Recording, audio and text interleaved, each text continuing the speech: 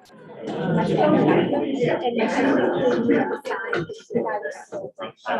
everybody. Welcome to, believe it or not, our 20th annual voter information night here at Stratham, and our second hybrid voter information night, which I'm very excited about. So we had a little bit of time to practice last year, and now here we are. Before we get started, I have to say thank you to Sam Lucius, who is our digital services librarian, and all of this, everything that you see is all stuff that she's done that I don't understand. So thank you, Sam.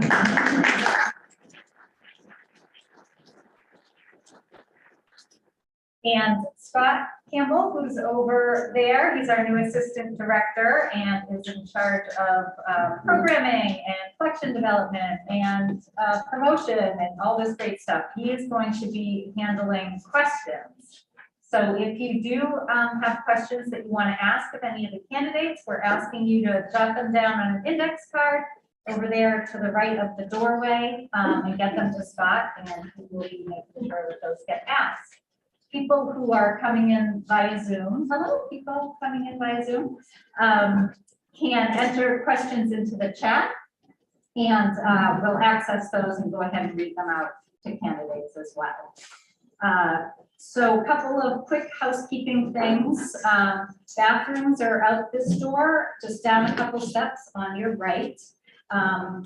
If you're over here and you don't want to walk through everybody, if you go out through this door and kind of right, you'll find them. Don't wander around too much. You can see fire exits are marked, so we've got the two here. There should not be any cords in your way when you're trying to get to one, but just please be extra careful. So this is being recorded tonight. It'll be online afterwards on our website. Maybe tomorrow, but probably Thursday, if I know what day of the week it is. So you can let people know that they'll be able to find that recording. We are also live streaming on YouTube as we speak. If people go to our website right now or check that, they'll be able to do that. So if you've got somebody texting you saying, oh, I can't get there, I can't Zoom, they're welcome to do the live stream. Because we are recording and because we have this wonderful device, which we were able to purchase with grant funds called an Owl that does great sound and video for everybody, it's pretty sensitive. So if you guys over back there decide to start a conversation about what you need from the grocery store, it is quite possible that the people in our Zoom audience are going to hear you. So just take that under advisement and, be careful what you say. So as I said, on Zoom, people can enter questions into chat and we'll get those read out in the room. Go ahead and use the cards and get those to Scott. And we will absolutely get to as many questions as we can while also being really mindful of everybody's time. That apparently it has started snowing. So we are timing everybody, candidates, for their intros and answers, and we're timing it for real. So everybody out there who's a candidate and all our Zoom folks who are candidates, like seriously, I will stand in front of you. I forgot my no button or else I'd be pressing that. So if I say wrap it up, if you're a candidate and I say wrap it up, finish the sentence that you're in the midst of and don't make it a million clauses long, just go ahead and finish it up. And so try to be short so that I'm not cutting you off midstream. We will be grouping questions on the same topic so that if we get 5 questions that are all about what color the cafeteria should be painted, we'll just ask one question about the color of the cafeteria. And then I definitely want everyone to know about the voting information, about where you're going to vote, when you're going to vote, and what you're voting on. There are voter information guides on that table over there next to Scott, which I highly recommend. It has all the information that you need. We do have a couple of location changes this year. It's important to know that the town election next Tuesday, a week from tonight, is taking place at the Stratham Memorial School, and that's the first time that that's happening. So again, Please use the voter information guide. You can also go to stratham.nh.gov/town-meeting, and you will get all the information, links to the voter guide, town report, all of those kinds of things that you'll want to have before you vote and come to town meeting. There will also be those printed out materials at the library and here at the town offices in between now and when you vote. So tonight, the order that we are going in is we've got two groups of town candidates.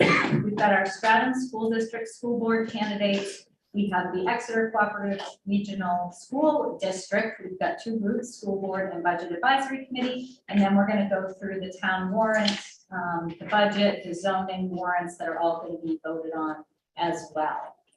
Okay, etiquette. Fun.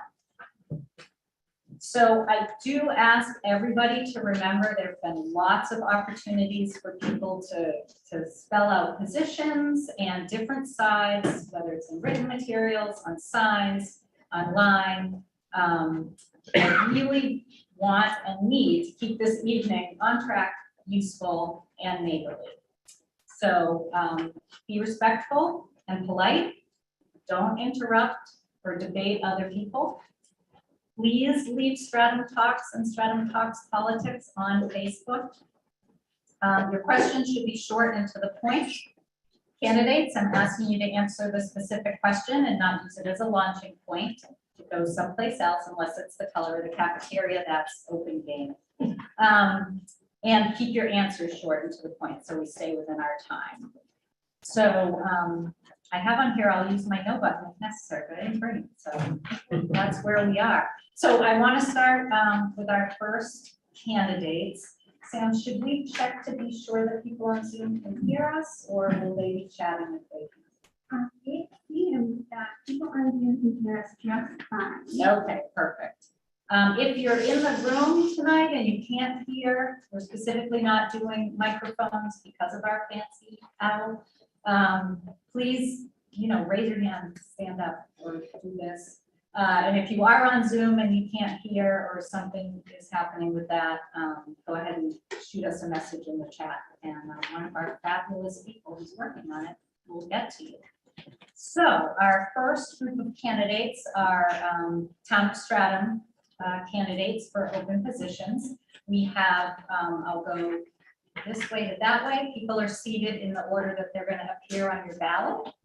So we have Joe Anderson, who's running for Select Board. We have Deborah Bakey, who is running for Town Clerk Tax Collector. We have David Emmanuel, who is running for Town Moderator. We have Ellie, who's my favorite person in the entire world. I'm very sorry to everyone else here. And we have Lucy, who's sitting in the audience, because I forgot to tell her to come up. Lucy Cushman, who's running for Cemetery Trustee. So I'm going to have Joe kick us off, just a brief introduction of yourself and why you're running. Okay. Good evening, everyone. I'm Joe Anderson. I'm running for the Select Board. I want to thank Leslie and the entire team for putting the event on tonight. I'm here to introduce myself, basically. I have a lot of municipal experience across a variety of topics. Currently, I'm on serving on the Stratham Planning Board, also president of the Homeowner Association where I live. Previously, we had lived about 20 minutes away, and I was elected twice and served 6 years on the Select Board there. Also there, I served on the Finance Committee, Investment Committee, Capital Improvements Committee, and the Zoning Board. A couple of my major accomplishments when I was a select person. One, held municipal property taxes to an average of just 1.9% annually for the entire 6 years I was in office. Two, we implemented a town manager form of government with a near unanimous town meeting vote. And number three, we reduced the taxpayer burden on building the new high school by 45%. By creating a school stabilization fund 5 years prior to the beginning of construction. So I would say a good way to look at this is past performance is the best indicator of future results. I'll always have an open door, contact me anytime, and I think that's my cutoff time, so thank you. That's great, thank you.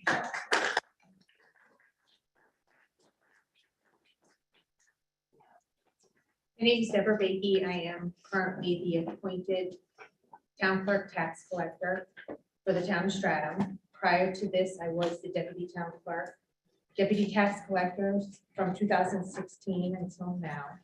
Prior to that, I served 27.5 years in administrative and supervisory positions with the United States Coast Guard.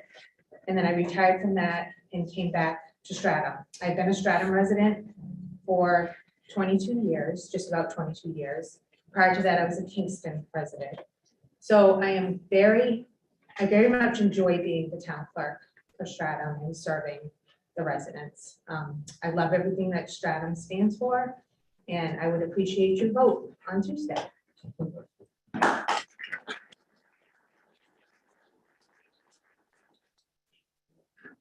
This is nothing personal against Dave, but I'm gonna suggest that we don't clap. I think our candidates are probably okay with that. And just so that we keep everything moving along, but thank you for doing that. So Dave, you're not gonna get any applause and it's nothing personal. My time to stand up. My name's Dave Emmanuel.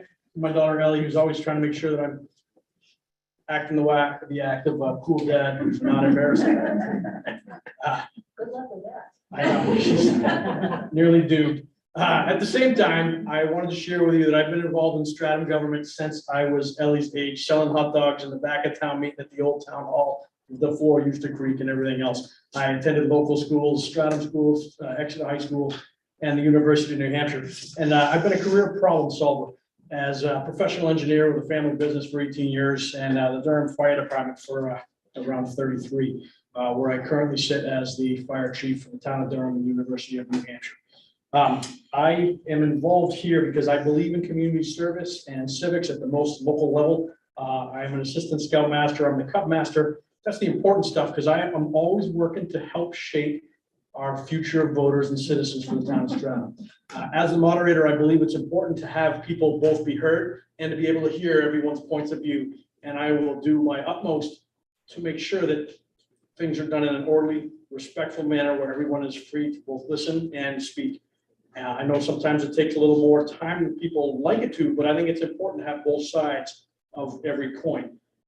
It's also the moderator's position to oversee elections, town and school district meeting. Although I'm not running for school district moderator tonight, I also hold that position, which I've held since 2004. So I appreciate your time and interest in Stratham government as well as hosting tonight's event. Thank you.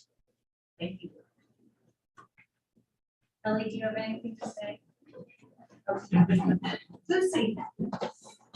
Okay, I'm going to stand up just so Dave won't be the only one and not embarrass Ellie and me, and she already is every time he says something. My name is Lucy Cushman. I'm running for cemetery trustee. I've lived in town since I was 3 months old. I have been on numerous boards and committees over the year. You name it, I've probably done it. And I have been a cemetery trustee before, and I'm willing to do it again. So.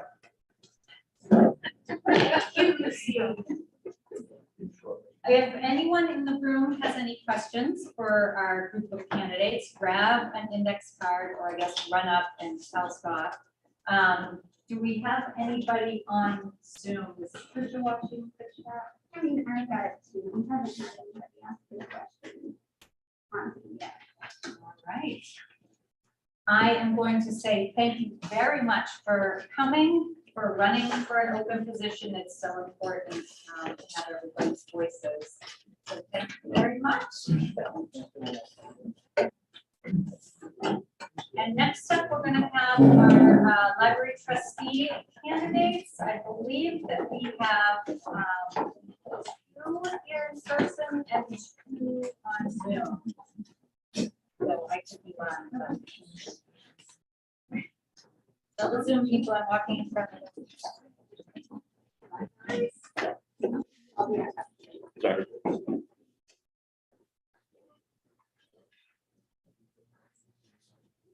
No, I thought Connie was supposed to be here. Is Connie Gilman here? Okay. You may be the only person in person. I'm not sure what time yet. She said that she was coming, so. Where do you like to sit? Leslie, Connie's on Zoom. She's on Zoom. Okay. Hi, Connie. Hi. And Tom, are you there? I am, hello. Hi, Tom. And Denise, are you on Zoom?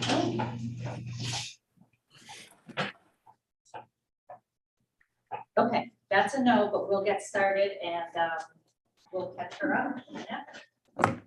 Denise is on Zoom too. Yeah, he is there. Who is Denise? Well, Anna, it's just you, but they're on Zoom, so hold on. Okay, so we have, there are 2 seats open on the Board of Trustees for the library, and we have 4 candidates for those 2 seats. We have, in order as they will be on the ballot, Anna Makabali, Denise Katz, Connie Gilman, and Thomas Jarvala. Sorry, Tom. So I'm going to go ahead because she's first on the ballot. We're going to have Anna start off with her introduction, and then we'll go to Denise. Good evening. My name is Anna Makabali. I am running for the Wiggin Memorial Library's Board of Trustee position. I came to the US from the Philippines in 1991. My family and I have been living in Stratham since 2006.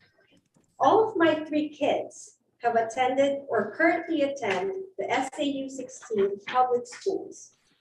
I have been an accountant at the corporate headquarters of Barnes & Noble College Bookstores in New York City, a volunteer at the Stratham Memorial School's library, and an English as a second language volunteer at the Exeter Adult Education.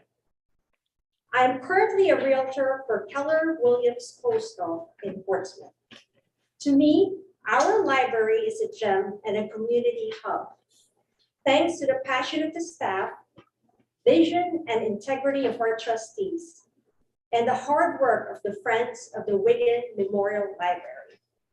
I am running for the trustee position because I would like to do my part as a resident of Stratham. If elected, I will support and advocate the mission of the library, which includes promoting literacy, connecting people and ideas, and strengthening our Stratham community. Thank you for listening. Not to laugh. Oh my gosh. Okay, Denise, are you ready to do your introduction?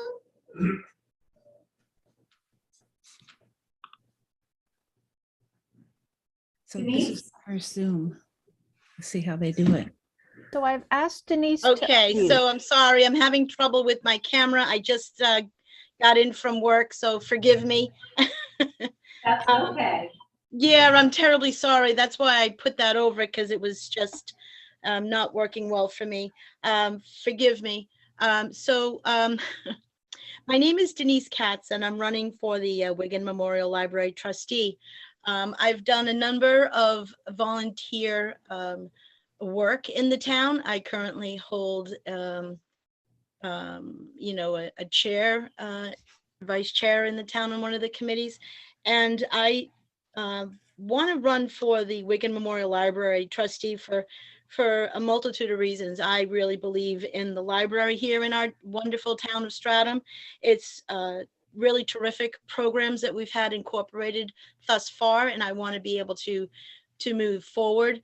With that, I want to be able to support and promote and always strengthen what we kind of have there. Can you all hear me still? I can hear you fine. Okay, great. And I've lived in Stratham for a number of years. I am retired, and I really hope to have your vote on March 8th. So thank you very much for listening. Thanks, Denise. Yes? Thank you. Oh, gosh. Oh, thank you so much. I'm terribly sorry.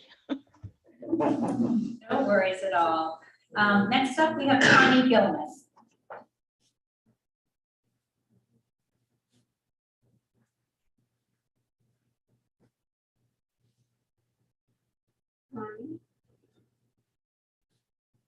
Start all over again.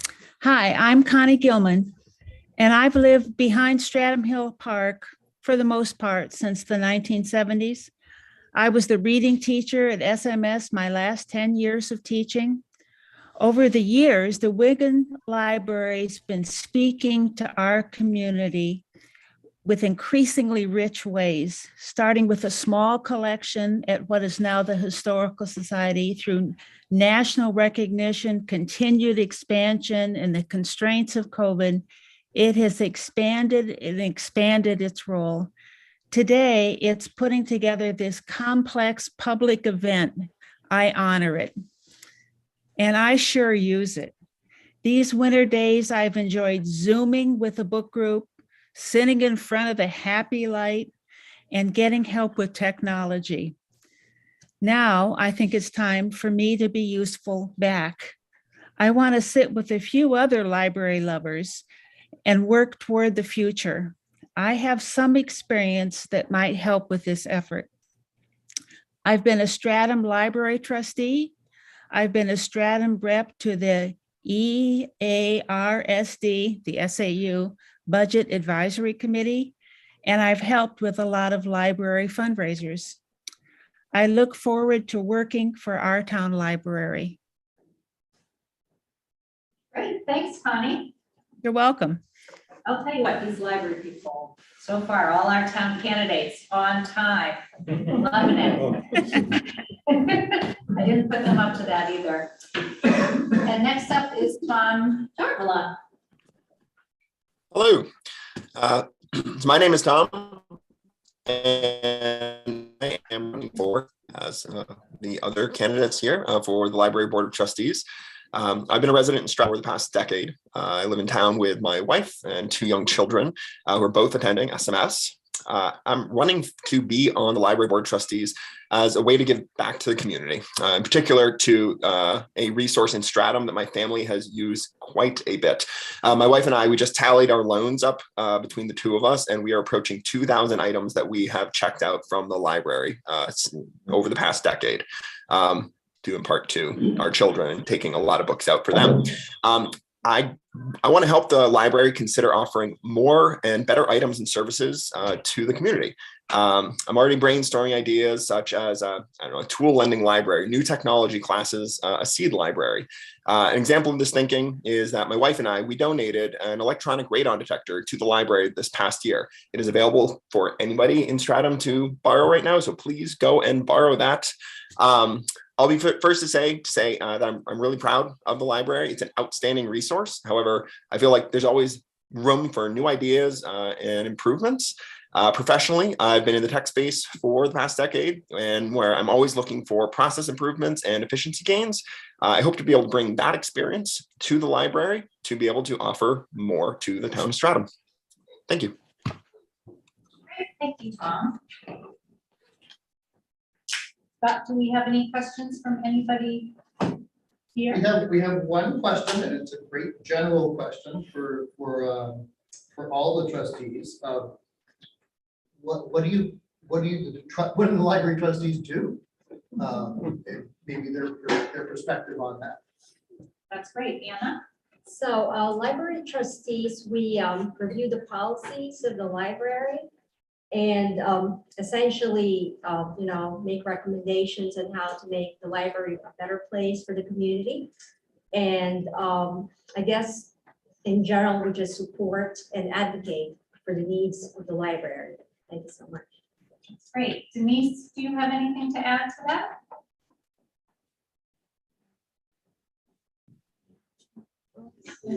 You're muted.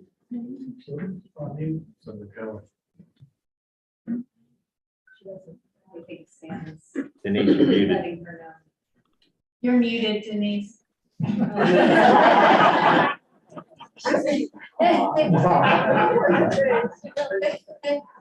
Start over. Okay. You're fine. Thank you very much for being patient with me. Sometimes it's a bit embarrassing trying to maneuver these things, but we do get through them and we get over it. So I've learned over the years what exactly the trustees do for the library and for the programs that come in. And they really do promote the best bang for your dollar, you know, in long and short of it. And I have a lot of managerial skills, a lot of secretarial skills, and I hope to bring those forward, you know, to our committee and to assist the library. And you know, the library holds a great deal of things. You know, people just think you can go in there and grab a book and, you know, just leave. It, you know, if you take a walk through, you know, it really holds a multiple things for not only the adults, but for the children. You know, for the children of our community, it's a great resource for a multitude of things. It's the computers, it's all of the audio, all of that. Thank you. You're welcome. Connie, do you have anything to add? You're muted, Connie. What happened? Am I unmuted? You are perfect.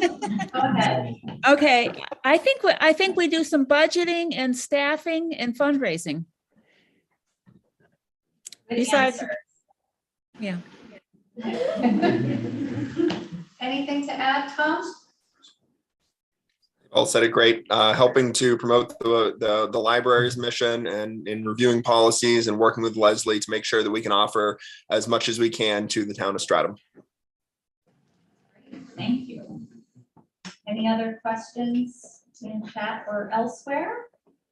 All right, thank you so much, candidates. I didn't make them say all those nice things about the library. They're true. I promise. I need you to pause for a second so that I can try and refocus the video. It's not coming through great for the people online. Everybody just seeing me. Okay, so we are going to take a quick tech break. It's a good time if you have any thoughts for questions, you can jot them down on the cards. If you want to take a restroom break, you can do that. Now is maybe the time. Are we still recording? Okay, don't talk about your questions. Talk about snow.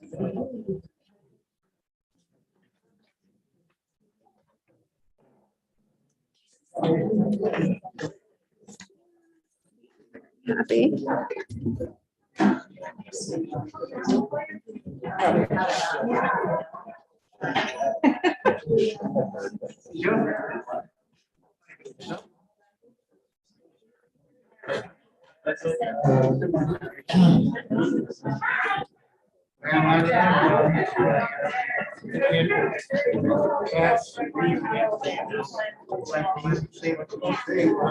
Oh, yeah.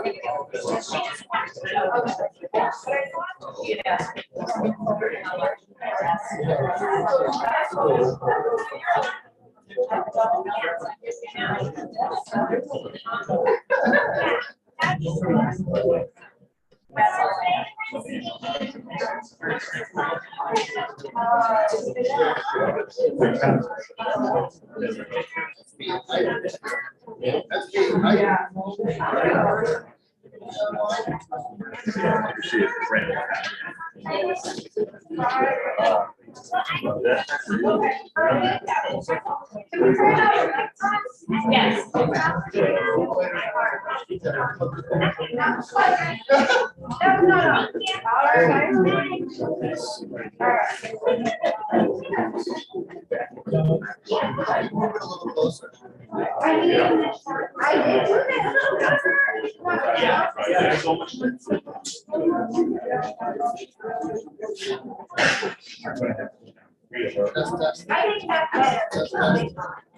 Yeah, that's much better.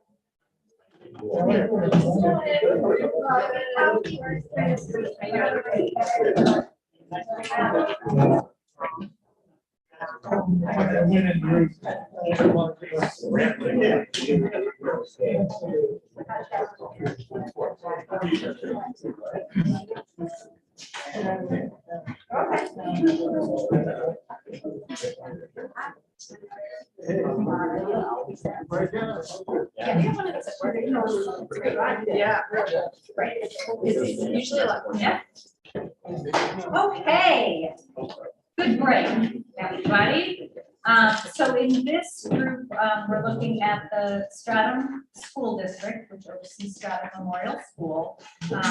So we have our school board candidates who are here. Something to know about the way you're voting on for school board this year, we have one candidate who's running for a 3-year term. We have 2 candidates who are running for 1 2-year term. And we have 2 candidates that were running for 1 year term.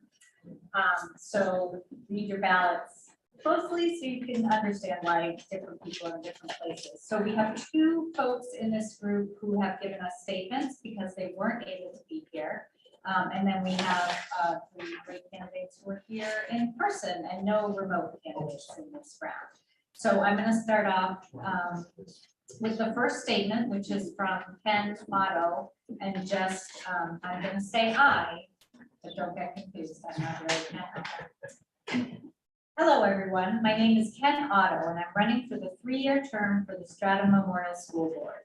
My wife and I have lived in Stratham since 2012, and we love this town.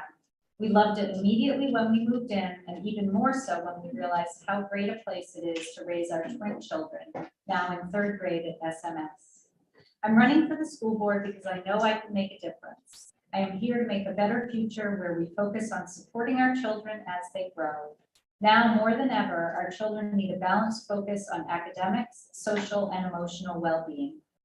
To do that, we need open and factual debate. We need honest conversations, not tainted by personal narratives and political orientations.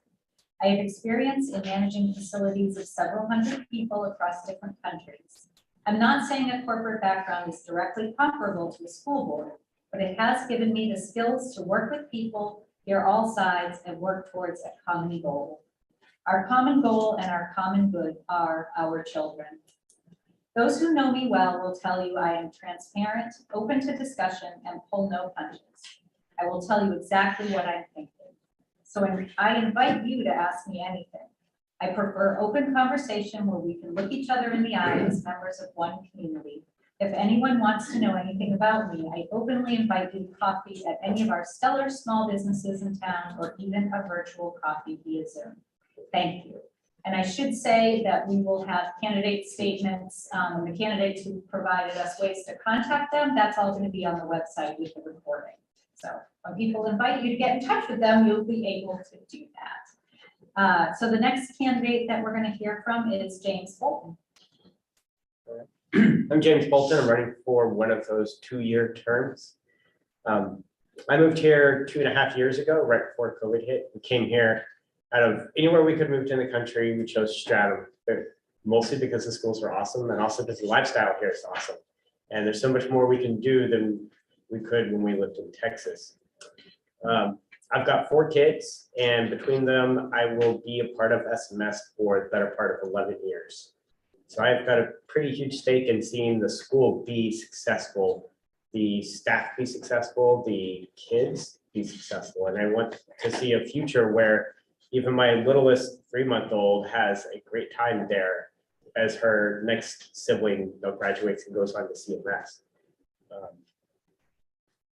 Prior to moving here, I served on boards to serve my community in Texas, and I would love to be able to do that again here.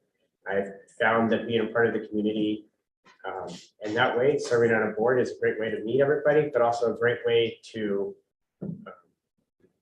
convey our constituents' desires for what we're doing at the school.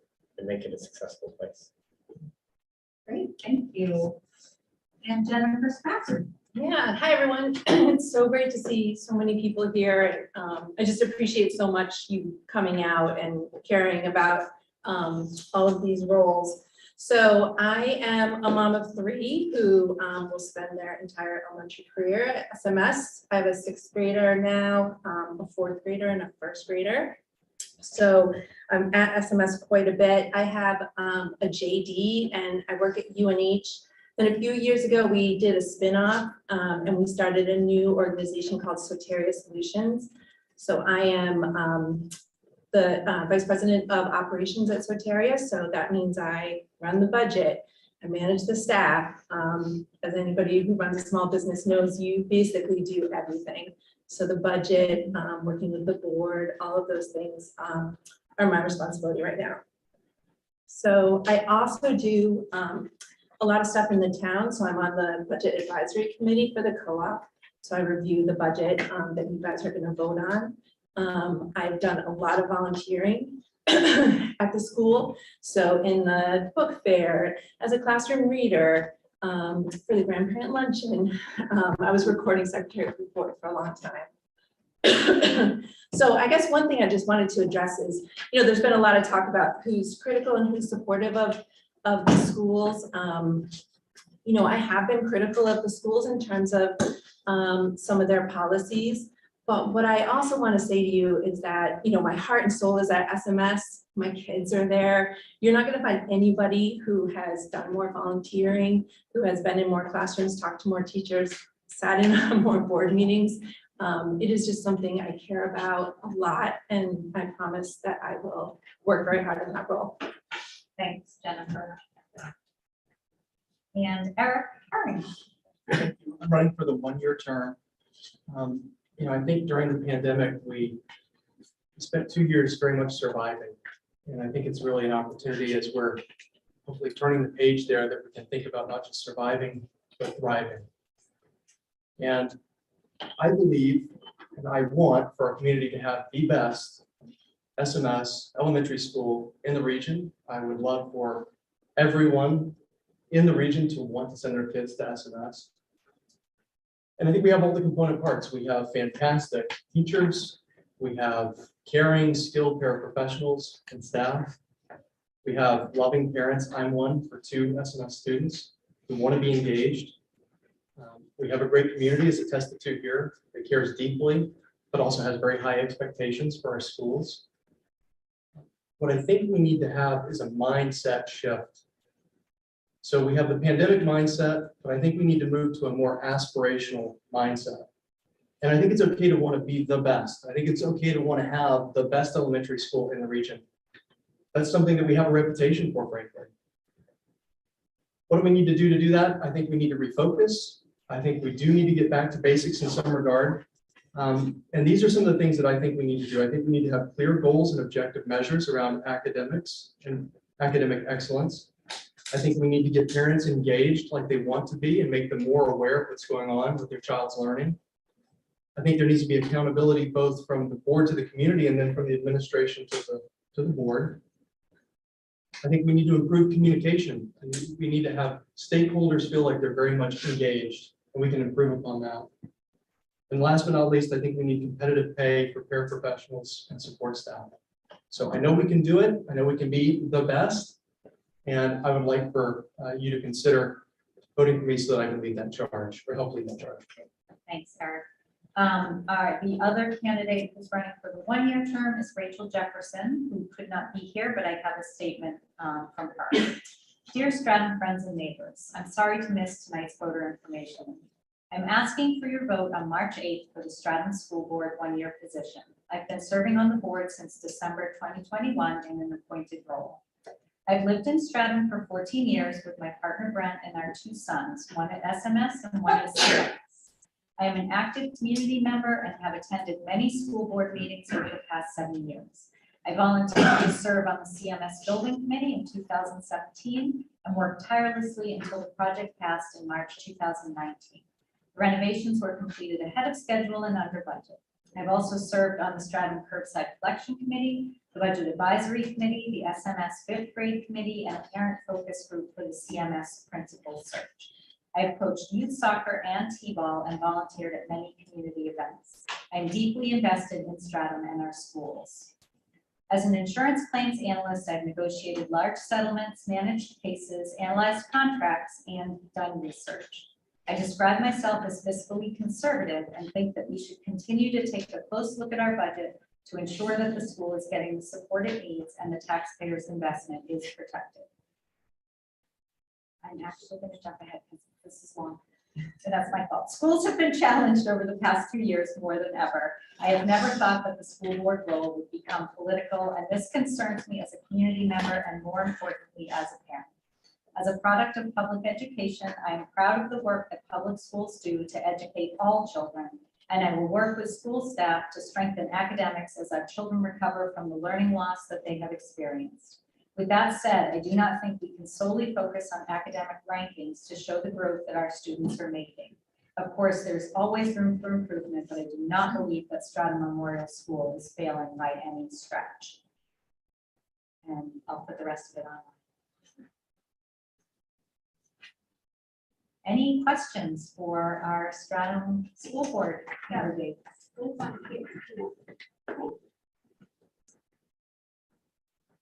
So for each candidate, we'll be answering this. Do you support the current school voucher program in New Hampshire, which is also known as Education Freedom Accounts, and preferably a yes or no answer?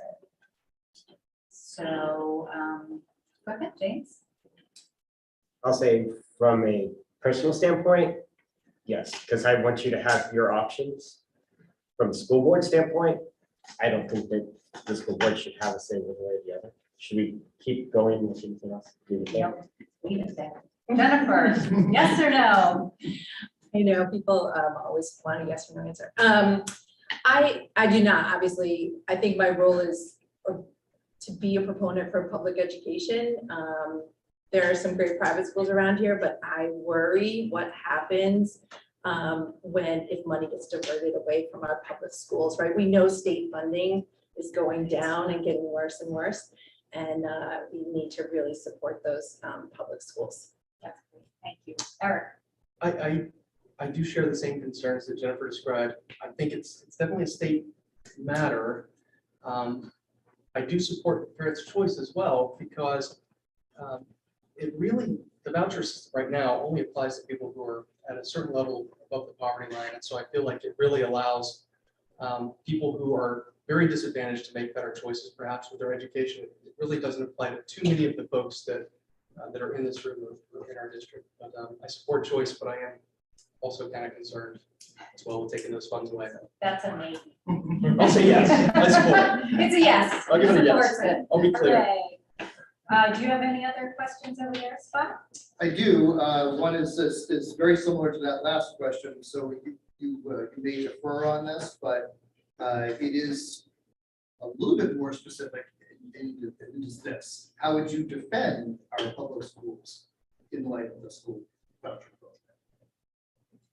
Eric, why don't you go first? I honestly think that the public schools need to be the choice, frankly. So I think if the public schools are the choice, if we're creating the best outcomes, if we are preparing our students the best for what lies ahead, I don't think we're going to have to worry about that challenge quite so much. So I think, as long as parents are satisfied, as long as the community is supportive, frankly, that's I think that's the best way to approach the voucher system. Jennifer? Yeah, I think, I feel so privileged to run for a seat on the SMS board. I think the minute we moved here, I didn't even have kids in SMS yet, and it was always the go-to place, right? People thought it was magical.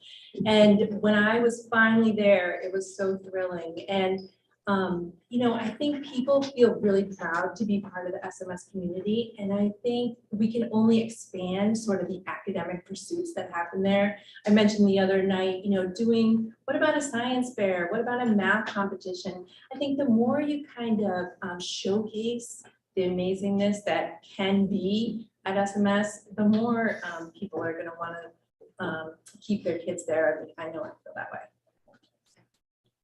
I think Eric and Jennifer both nailed it on the head. Making the school a place where we want to send our kids, where people want to come here to send their kids. That's the best defense against the school voucher program, as far as I'm concerned goes. It's make it a place where people want to go and they don't want to take their money somewhere else. Great. Anything else, Scott? One more. In recent weeks, candidates for local school boards have had to deal with agenda items driven by outside interest groups and state and national affiliations. Can you please illustrate specifically how your goals and pledges relate to the current issues as they apply to our own elementary school administration, teachers, staff? That's a broad question. So do your best to keep it brief. Jennifer, why don't you go first? No, when you get the tough one, you go first. Sure.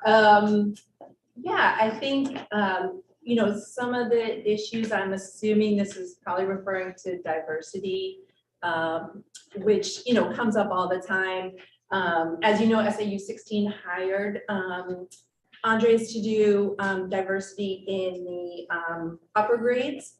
And then just recently, the SAU 16 voted to make that budget K through 12.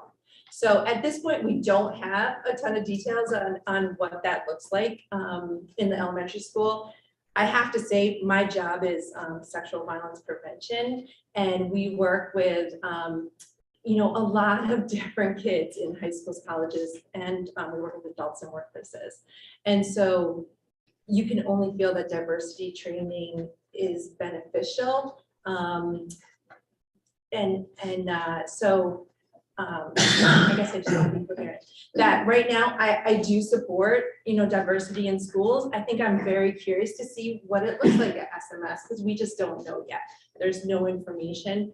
But I think if it is presented the right way, I think if we have community buy-in, if there's readiness here, if there's teacher support, if the administration is backing it, I think it could be really successful.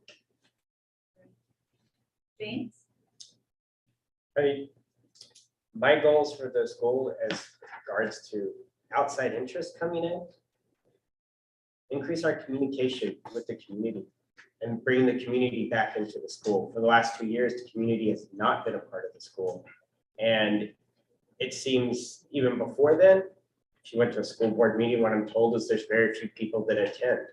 But then I see it from a standpoint of moving here and never seen what it was like before. So I can only imagine what it can be. And that's bringing back parent information nights so that the community is in the school. And we're focused on our local issues, not on those national issues. And back to the communication part, I think that's just a huge part of this, is finding ways that the school board, the staff can engage the community more and convey what's going on at the school so that everybody is more aware instead of making assumptions about what is happening in school and what is not. And that way, if there's something that the community doesn't like or does like, they can support it, or they can come to the school board at meetings and say, we don't support that. And they understand where the community falls in the relationship of the school board to the administration staff like Kate Lucas and Kate Bellinger that run the school, and the teachers and the paraprofessionals, so that we all know how we fit into it and we can have a better cohesion amongst us whenever any of these topics comes up. Eric? I didn't take some of those things from the question, so I don't feel that I'm influenced by the outside. I decided to run. I actually applied when the seat became available due to a resignation in the fall. I became very interested in the school during the pandemic, like I think most of us did, as we became more acquainted with our students learning. So I don't really feel like I'm affected too much by external forces, very much an internal locus of control around this, my whole reason for wanting to run. So, I would just say my priorities are more around creating objective measures. I've been good at working with continuous improvement programs in my professional career, providing oversight. So that's something I think I would really bring to the role. I totally agree with what James said about improving communication.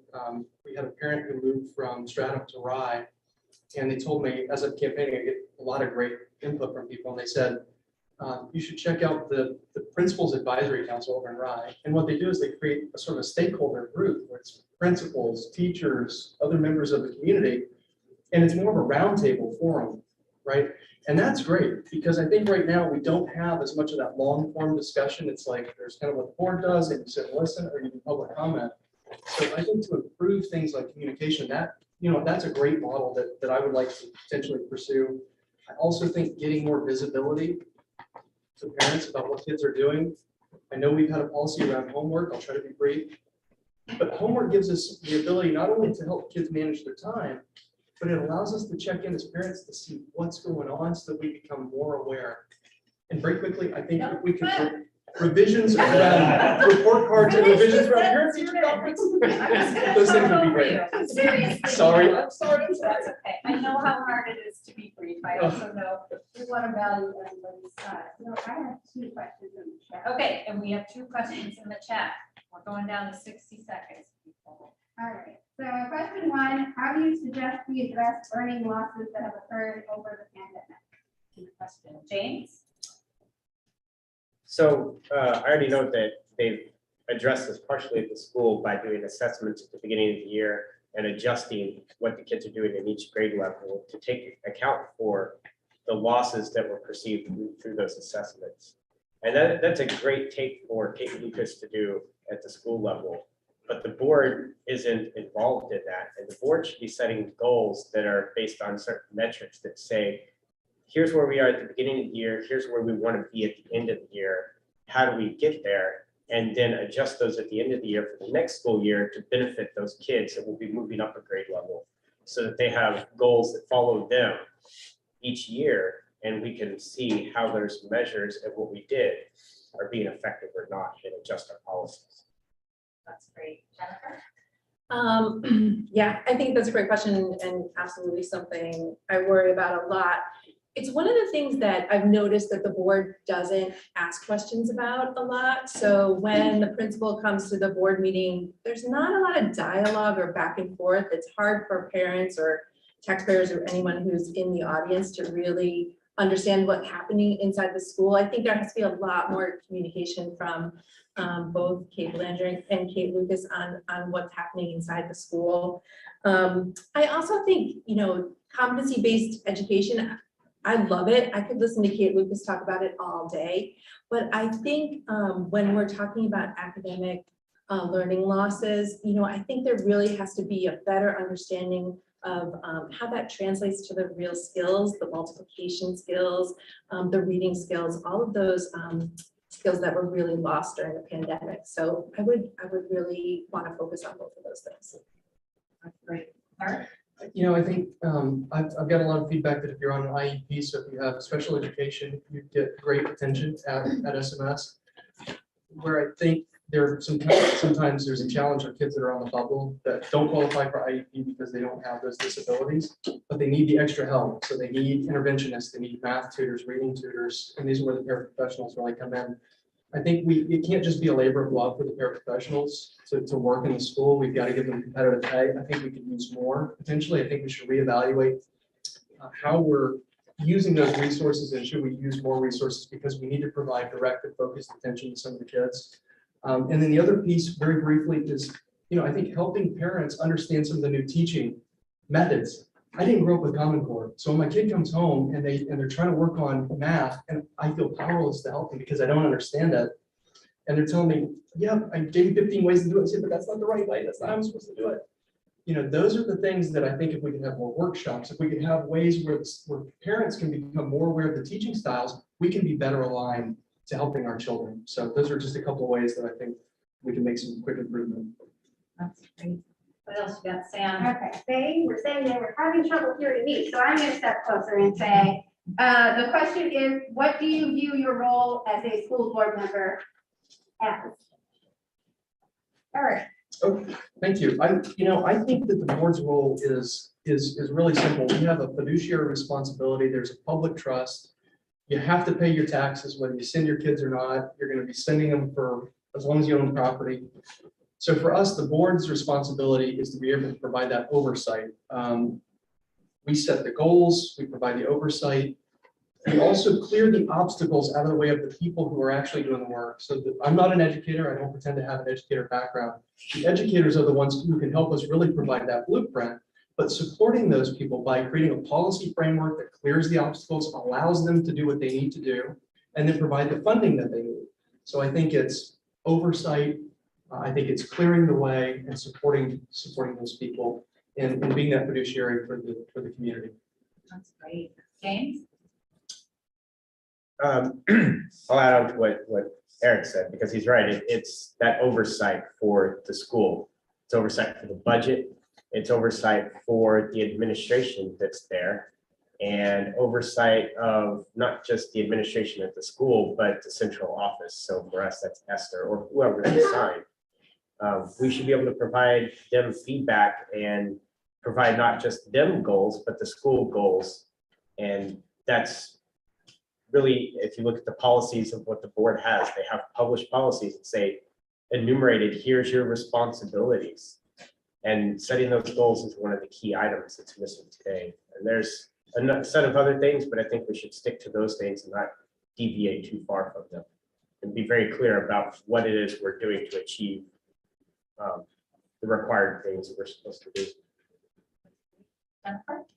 Yeah, I think also I would add, I think the board can also listen and really make sure that the taxpayer or the parent that's in the room is also understanding. So the board members can question administration or teachers or whoever's coming in, and really make sure that there's that open communication, that everybody's on the same page. I think another really important part of being a board member is really looking at the budget. You know, at the end of a budget year, money gets returned to the town, and that affects your tax rate the following year. I think an important part of a board member should really be asking, like, you know, okay, so you guys didn't spend this much money last year, but now you're upping it by 25%. You know, why? What's going on there? You didn't use your snow plowing last year, but now this year it's 20,000 more, something like that. So really trying to just like look line by line at the budget, make sure that everything's being understood, that it's being used for academic purposes, and that the money that's not being spent can be returned to the taxpayers. One more. You might not. Okay. Let's save it. We definitely want to get to our next group of candidates. Do you have anything else in writing? Okay, so thank you so much, candidates. Great job. Thank you.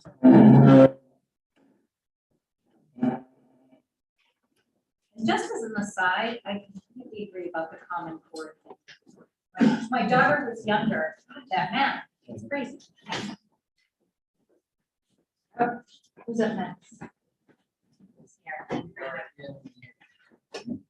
Four.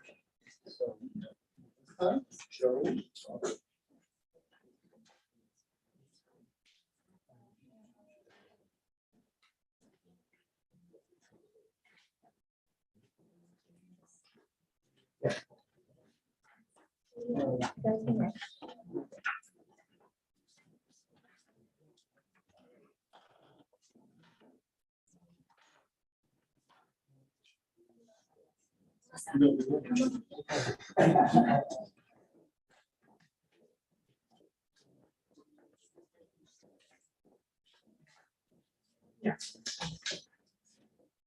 Okay.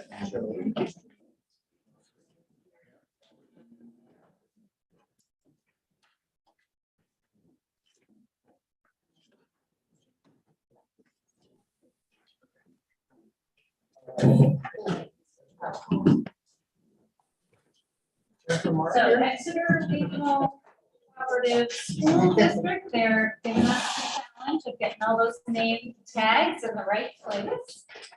But we managed to do it. So this is for the school board of our regional cooperative school district. And we have the way that works, and you all know it probably better than I do. Because the cooperative district is made up of 6 towns, the school board is made up of representatives from all of those towns, and there are staggered seats and terms for that. So we are going by towns, and hopefully I have them right. So I will just say that from Brentwood, we have Melissa Hamlin and Melissa Litchfield, and I have a statement from Scott Dennehy. From East Kingston, we have Kimberly Casey on Zoom. Is she there? Or we know? Okay, we got a thumbs up on that. And Ted Lloyd is here, also from East Kingston. From Exeter, Joseph Cahill is here. And Kimberly Meyer should be joining us on Zoom. Sam gives me a thumbs up on that. And then from Kensington, Robert Hall and Jennifer Marr. So we're going to go ahead and start off with Brentwood and have Melissa go, and then I will read Scott's statement. So go ahead. Good evening, everyone. My name is Melissa Hamlin, and I'm running for the Brentwood seat for the Cooperative School District. I've lived in SAU 16 since 2004 with my husband, Dan, who is a fifth grade teacher at Lincoln Street Elementary School in Exeter, and my children, Amelia, who's a freshman at the high school, and Nora, who's a seventh grader at the middle school. During my day job, I'm an attorney. I am a partner at Solway and Hollis and Concord, and I represent physicians and hospitals in litigation. I myself am a proud product of a public education, DY Dolphins, Cape Cod, and that education has served me really well. So I feel very passionate about making sure future generations have the same benefit of a quality public education that has benefited me.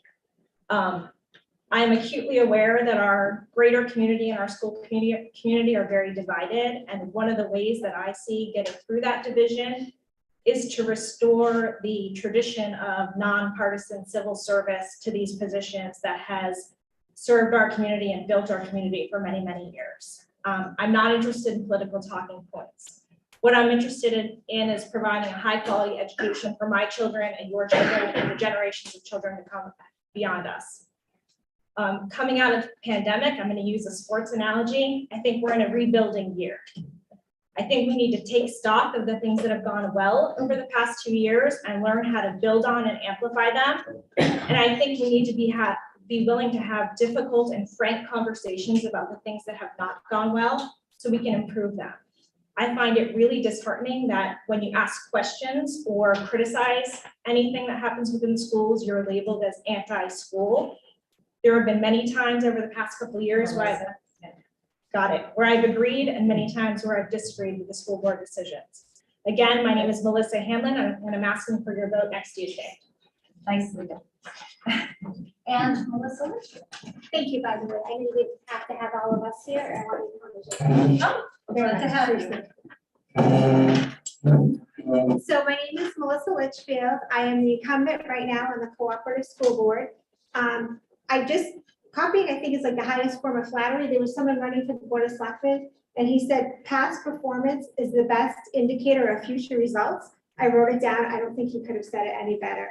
I am currently elected as a state representative. I serve on the Education Committee. I was very quickly asked to be their clerk. I've served 9 years on the Brentwood School Board, 7 as the chair, several years on the Brentwood Budget Committee, appointed by the school board, 6 years on the Cooperative School Board. I have consistently advocated for parents to have a voice. I feel as though I am the voice for choice. In Brentwood in September of 2020, I was instrumental in offering a choice of 5-day instruction, in person and remote, both. We gave people a choice. If you didn't feel safe with the pandemic, keep your children at home. I've consistently advocated for public comment at our board meetings. I've advocated for all, whether I agree with what you're saying or not. Everybody should have a seat at the table.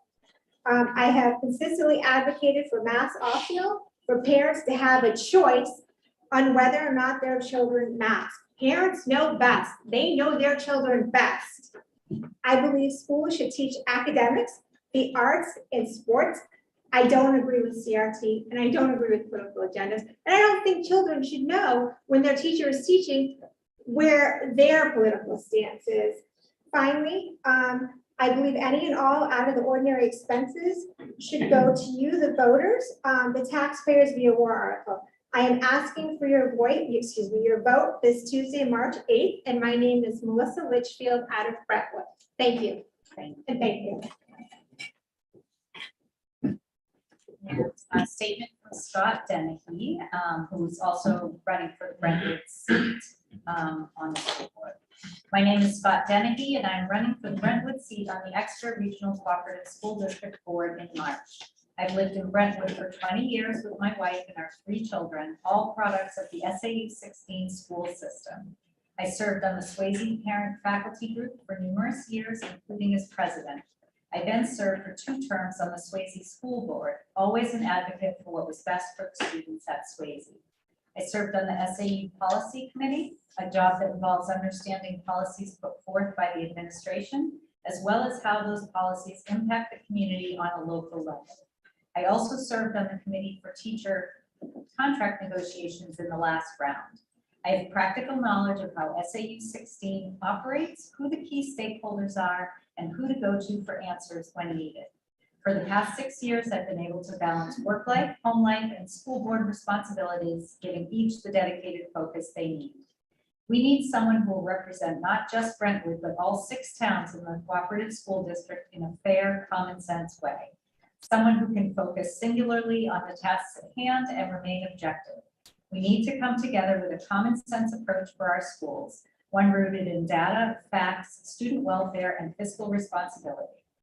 If elected, my focus will be on the academic experience for all students, regardless of race, gender, sexual orientation, most gifted to the most vulnerable. Only by working together can we build upon the stellar educational system we have come to expect here in SAU 16.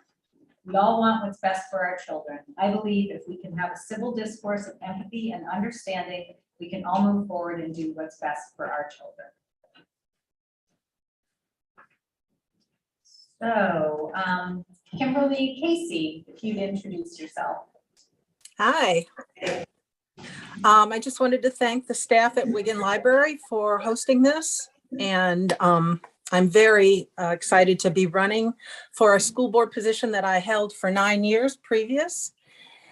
My husband and I have lived in New Hampshire for, way back machine, 35 years, 6 years in Kensington and 29 years in East Kingston. All 3 of my children attended all of the SAU schools that they could, including one of the charter schools. So I had a child who had special education needs, and as a parent, I found it very helpful to have different options for a child that was struggling with the normal format of education. So that's that. All 3 of them are useful adults. They're on their way.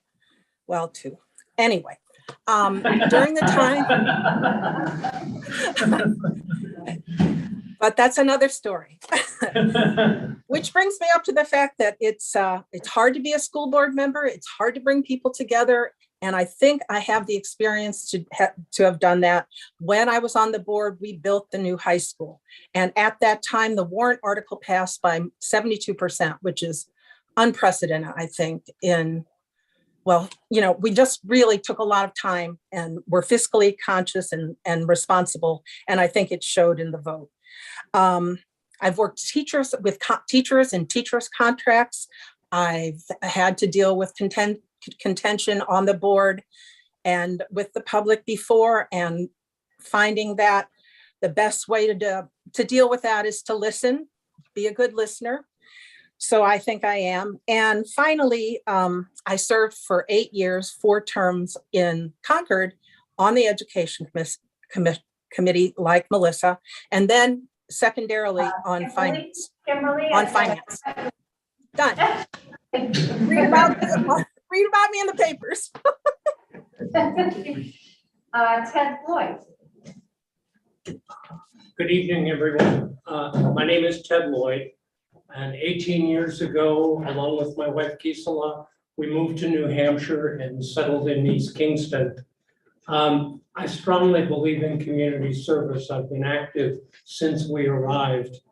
I was in the new library building committee in town, the salary review committee, and the planning board. I've been a library trustee for 10 years, and currently I'm trustee of the trust funds. I'm running for the SAU co-op school board out for the interim term of 1 year. I'm currently serving in that seat, and I'd like to continue for the next year. Why am I running? I believe the Exeter school system basically has lost its way. There's been a dramatic decline in academic excellence. There's been a steady rise in the cost per pupil. And honestly, parents and taxpayers that I run into in my campaigning all feel that they have lost control of their children's education. But change can happen. I hope that you would consider to vote for me. And I think that with other like-minded candidates, we can effect change and change the board from part of the problem to part of the solution. Thank you. Joseph. Hello. Hello, my name is Joseph Gale. I live in Exeter. I'm running for the Exeter 3-year position in the Exeter Regional Cooperative School Board. I am a resident of Exeter with my wife and 2 beautiful daughters. I am part of the Exeter business community, and I have been in business for 25 years. What you will get from me is you will get experiences of 25 years of business, forecasts, budgets. You'll get dedication. Someone who has 2 daughters in the Exeter School District, who is taking personal responsibility to try to step up to do what we can do, what was possible to do, to try to stem the tide of some issues that we're seeing in the school system and the administration right now. When I moved here, we were very excited about coming to the school district because of the reputation. And what I found was that there was the position had become politicized. I am not a politician. As you can clearly see, I am not a politician. I am a concerned dad. And when I started going to these meetings, we saw some troubling things. There's no balance in the board right now. Their perspectives are not being heard. I believe that teachers need to be in the forefront of our thoughts when it comes. We should not be cutting teachers. We just had a prospect to cut 5 teachers, and that is the big reason why I'm standing up here as an ex-son of a retired social studies teacher. We cannot be cutting teaching positions. Thank God the board decided to put 3 of those 5 positions back, but 2 positions being taken away is absolutely, there's no reason for it. So please give me the opportunity to make sure that things like that don't happen moving forward, and give me the opportunity to represent all of you on March. Thank you very much. And Kimberly Meyer is with us online, I believe. Hi there, good evening. Thank you so much for hosting this event tonight, Leslie and your staff. I really appreciate it. My name is Kimberly Meyer. I'm running for re-election for the Cooperative School Board because I really believe in a strong public education for all children. I moved to this community with my 4 kids over 13 years ago for our schools. 2 of my children are at the high school right now. My background is, I say I'm a recovering attorney. It helps me understand both sides of issues or multiple perspectives on issues. I was formerly a commercial banker, so I understand budgeting and finance. And I'm currently the CEO of the Southern District YMCA Camp Lincoln, where I proudly serve our community with my staff. Our SAU is not perfect. However, I believe it's an excellent school district that is given generous resources by our taxpayers to support our kids. Productive criticism is great, it's welcome. Yet I'm concerned about recent criticism levied against our schools, many of which is not accurate. I want to keep politics out of our schools as well. That being said, our children and taxpayers deserve an honest, critical examination of academic strengths and weaknesses. Tough questions are good. As the chair of the curriculum committee with our group, I encourage regular inquiry into academic rigor and student success. I'm not afraid to ask tough questions. For example, we've been examining the math program and learning how teachers are recalibrating math to improve efficiencies. We need to also continue creating an inclusive environment for every student and family and working to address the very serious mental health challenges faced by our students and adults throughout our community. I have learned so much during the past 6 years. I'll continue to learn and grow to serve our community, listening to all stakeholders. Although I may not agree with all perspectives, I always listen. Thank you so much for coming tonight, and I look forward to having you vote on March 8th. Thank you very much. Thank you. And from Kensington, Robert Hall. Thank you very much, Leslie, and thank you to Wiggin Library.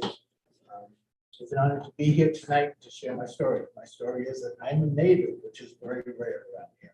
Born and raised in Exeter. I went to Exeter High School and I'm a product of Exeter High School. I also went to Plymouth, got my degree, got my master's at the University of New Hampshire. I came back to Exeter High School and I taught there for 35 years as a special educator. It was a great job, great student, just a real wonderful place to have be employed and be working all those years. Now I'm taking another step, and that is I'm finishing my 5th year on the school board. Another amazing job. We have a absolutely wonderful school district. I am so proud to be a Blue Hawk. It is a great community. These 6 communities do very well by our young people in education. And I couldn't be prouder to be part of the system from my education to my career, and now to be able to give back to my community and from being on the school. As part of the school board, I had the pleasure of being on the governing board of the SST. A lot of people think that school board is just one meeting a month. Many meetings. So the governing board is a CECO. I was on the CECO School of Technology. I was on the billing committee for the CMS addition. I am also on the career and philosophy committee with Kim. Another wonderful thing, always updating our curriculum, which is important, and adjusting it when needed. And Robert? Yes, thank you very much. Wow. I feel really powerful. And Jennifer Marr, also from Kensington. Hi, everyone. Thank you for having me. My name is Jennifer Marr from Kensington. So I'm running for the co-op board for the Kensington seat. And I have lived in this district with my husband for, well, 20 years. And when we moved here for the schools. We moved here because it's a wonderful place to live. We live now in Kensington. We've been there almost 11 years. So we have I have a 9-year-old. She's actually at a private school now. That was a recent change. And then we have a 14-year-old who's a freshman. He's a Blue Hawk, and you know, love it.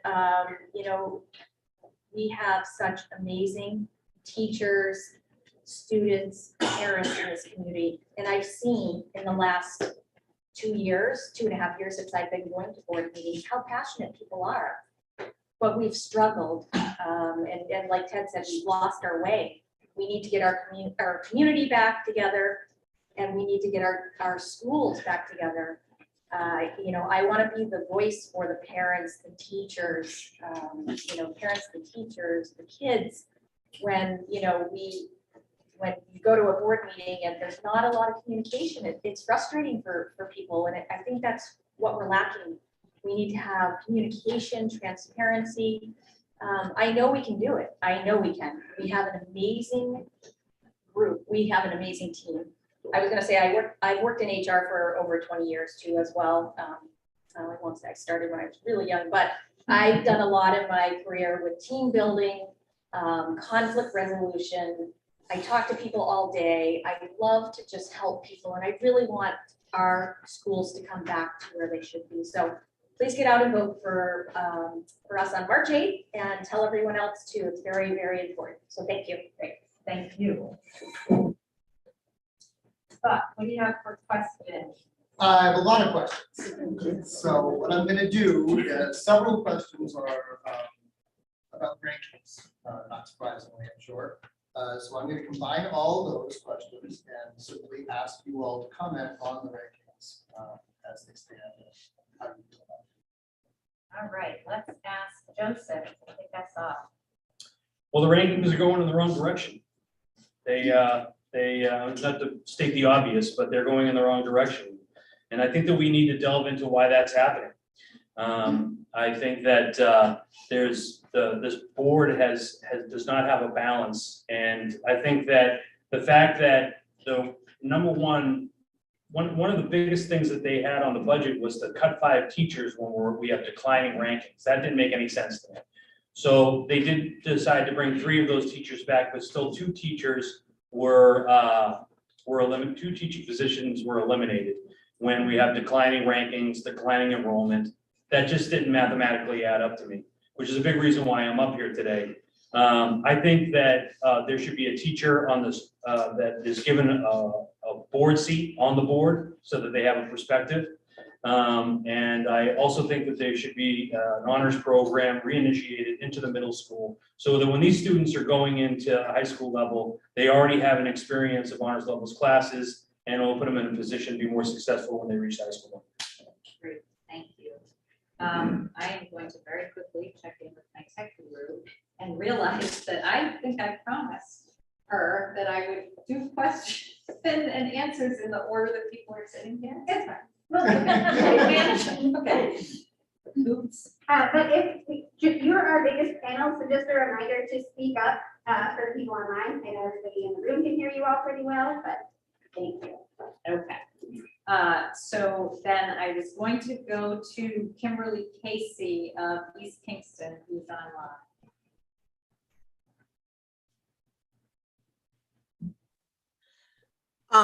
So the question, as I understand it, is that we want to talk about rankings.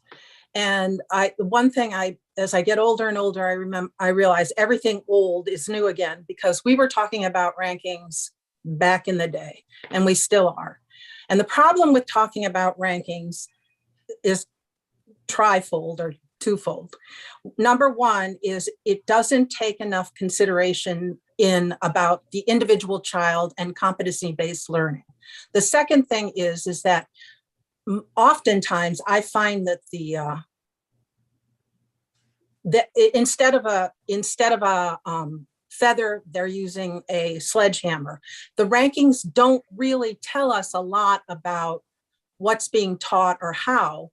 It tells us where our teachers are in, struggling. So they ought to be used to apply to how we can improve instruction. And I agree with, who cannot say that they're not for better rankings? I mean, it seems like you're saying, Kimberly. I can just stop. I could talk for hours about rankings. It's complicated.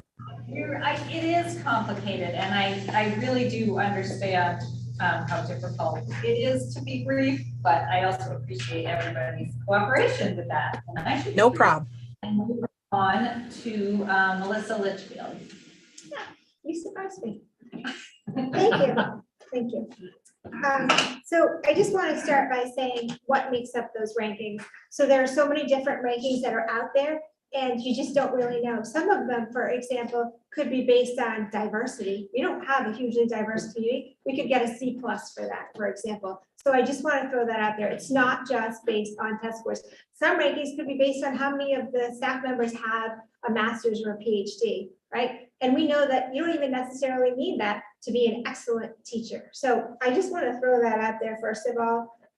As far as teaching staff being cut, I was one of the ones that did vote to keep our 6th grade pod whole or team. But that being said, we have had a reduction in population. So even though we need to do what's best and focus on academics, I absolutely agree. I think one of the concerns is that we still have to be mindful of your dollars and cents. The next thing is, I just feel really strongly that we need to continue to focus on academics in the school, not all of these outside issues.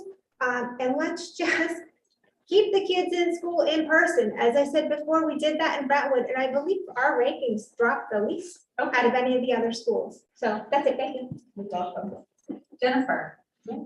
I think also kind of a lot what everyone's saying here, but I mean, it is alarming to me as a parent when I look at that, and as a resident in the community. But I think there's a lot of factors that go into the rankings. but I think the one factor that we need to look at is the academics. Are the kids getting the academics they need? And, looking at teachers, are they getting what they need? And then if we're cutting teachers, I think there's just so many factors that go into it that need to be researched, and it can't just be researched, like overnight.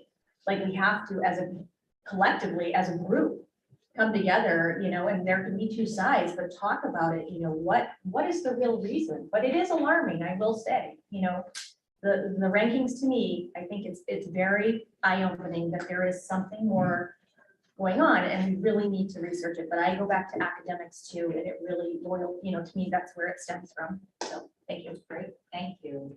We're gonna go to Kimberly Meyer online. Hi there. Thank you so much. And I appreciate this questions very much. So there's a lot that goes into rankings, as many of our panelists have said today, and it's definitely a tool to look at. But some of these rankings are based on how many students took an AP exam. You could have 30 students take an AP exam, get 0, and your ranking would be higher. So let's look at what tools that we're using for rankings. And let's also look at things that other educators are recommending. You can check out the balanced scorecard on the SAU's website. A really large group of stakeholders in the community came together to determine things like beyond attendance, graduation rates, how many students are doing internships, what are they doing after they graduate. There's so many factors that go beyond just a black and white score. So yes, rankings are important, but let's look at where those rankings came from, how that survey was comprised, and let's look at what science and the educators are saying that we need to look at, all these other factors. Thank you so much. Thank you, Kimberly. Gold star. Come on this time. No comments on anything else. Robert. Well, I will agree with everyone that we all would like to see the rankings improve with the Exeter school system. But I'm going to compare it to something that we all have, a driver's license. You think of your driver's license, there's a picture there, and it means I can drive a car. The picture is a snapshot at one time. That's the way it was 3 years ago. And as far as, does it tell you anything about my driving ability? Now, how many accidents have I had? How many tickets have I had? That's what ranking's like. They're taking a snapshot of testing that our students are doing and interpreting, but we have no idea of the quality of the student that we're producing if you just look at rankings. Thank you.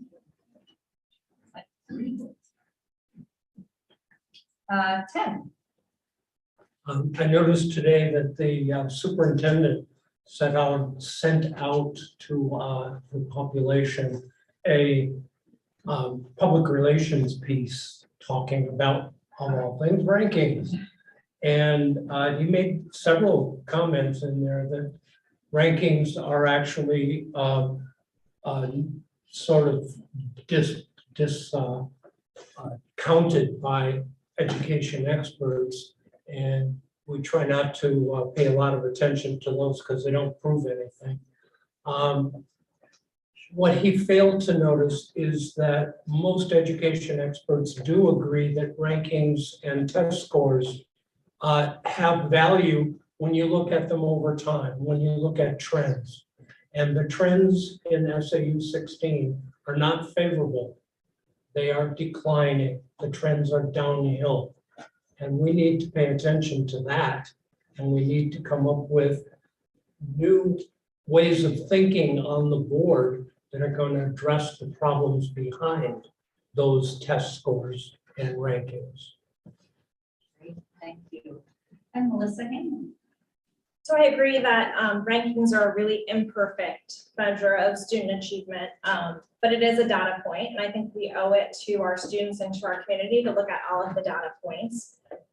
Probably the least interesting data point that I look at, but when I couple it with other acknowledgements about problems with math over the past 4 years and known achievement gaps related to remote learning and pandemic issues, really what that tells me is we do need to provide some additional supports, sort of regroup and look at the programming that we're doing, the supports we're providing for the kids, and try and improve the academic experience so that the kids can do better. I think If we do that with a holistic approach rather than looking just at standardized test scores or rankings, we will better serve our students in our community. Great, thank you. We probably have time for maybe 2 more questions. I know there's probably a million questions. Yeah, I'm gonna encourage everyone who's chatted a question and everyone who's given me a question to seek out the candidates directly and ask them directly their questions. If we can't get to them tonight, I'm certain they're available and happy to talk to anybody. All right, I'm gonna shorten your time too. So this is a good test, but that way maybe we can get an extra question. Yeah. I know everyone's very. We're What's done. that? School. Exactly. School. They all say school. So I've been giving you 60 seconds and maybe 45.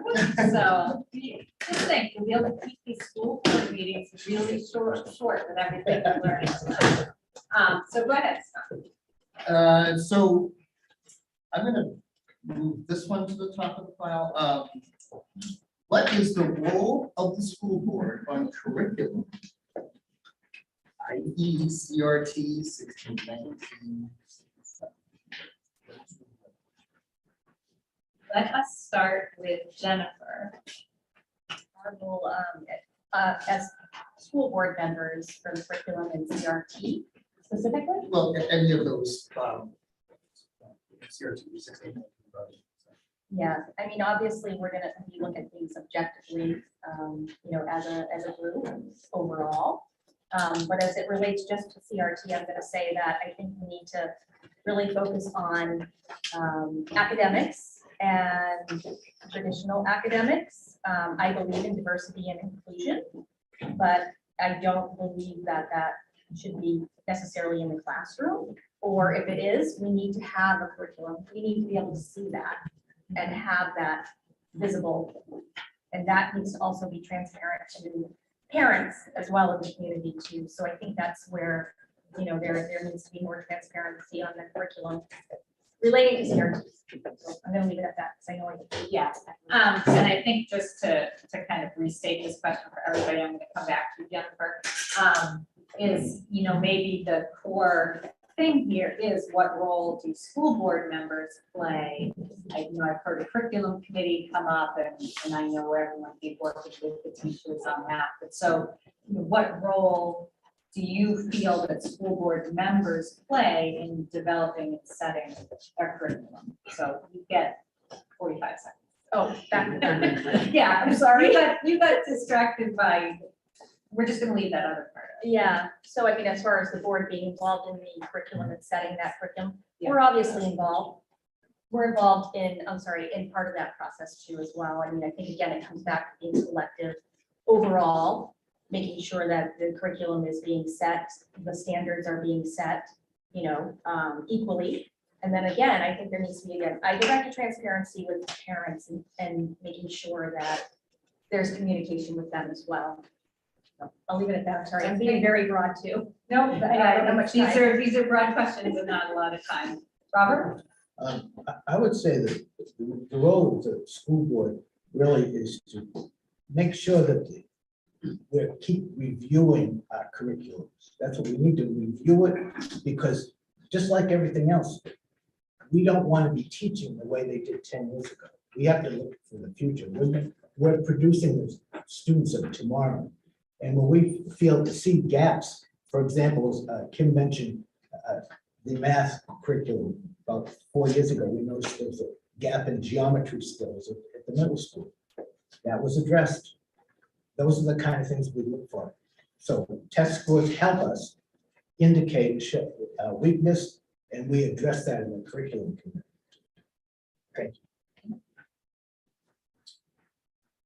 Yes. Well, it's a hot button topic. Everybody loves talking about it. I don't know if you've all been to many of the meetings, but I can tell you that the DEIJ meeting was the most interesting one that I've been to in 2 years. There was a lot of emotion out there on both sides. And I think it's up to the educators to come up with what the curriculum should look like. I don't think the board members should be putting their hands into how a curriculum should be put together. I think they should leave it to the educators, the experts to do that. I think that parents' perspectives need to be taken into consideration. I think the voice of the citizens and the parents of this community need to be heard. I need their perspectives should be heard and taken into consideration by this board when it comes to this curriculum. Great, thank you. Kimberly Meyer. Hi, this is a great question. So I think it's really important that school board members remember that our role and responsibility is budget, setting policy, and hiring the superintendent. So curriculum is the job of the professional educators. However, that being said, school board members represent the voices of taxpayers and parents and listen to students as well. And so we need to be a sounding board. We need to hold our school administrators responsible for the high standards and high expectations. And we need to make sure that the curriculum is producing results and it's well resourced, that we have given and provided the funding that our schools need to execute the curriculum. Great, thank you. Ted?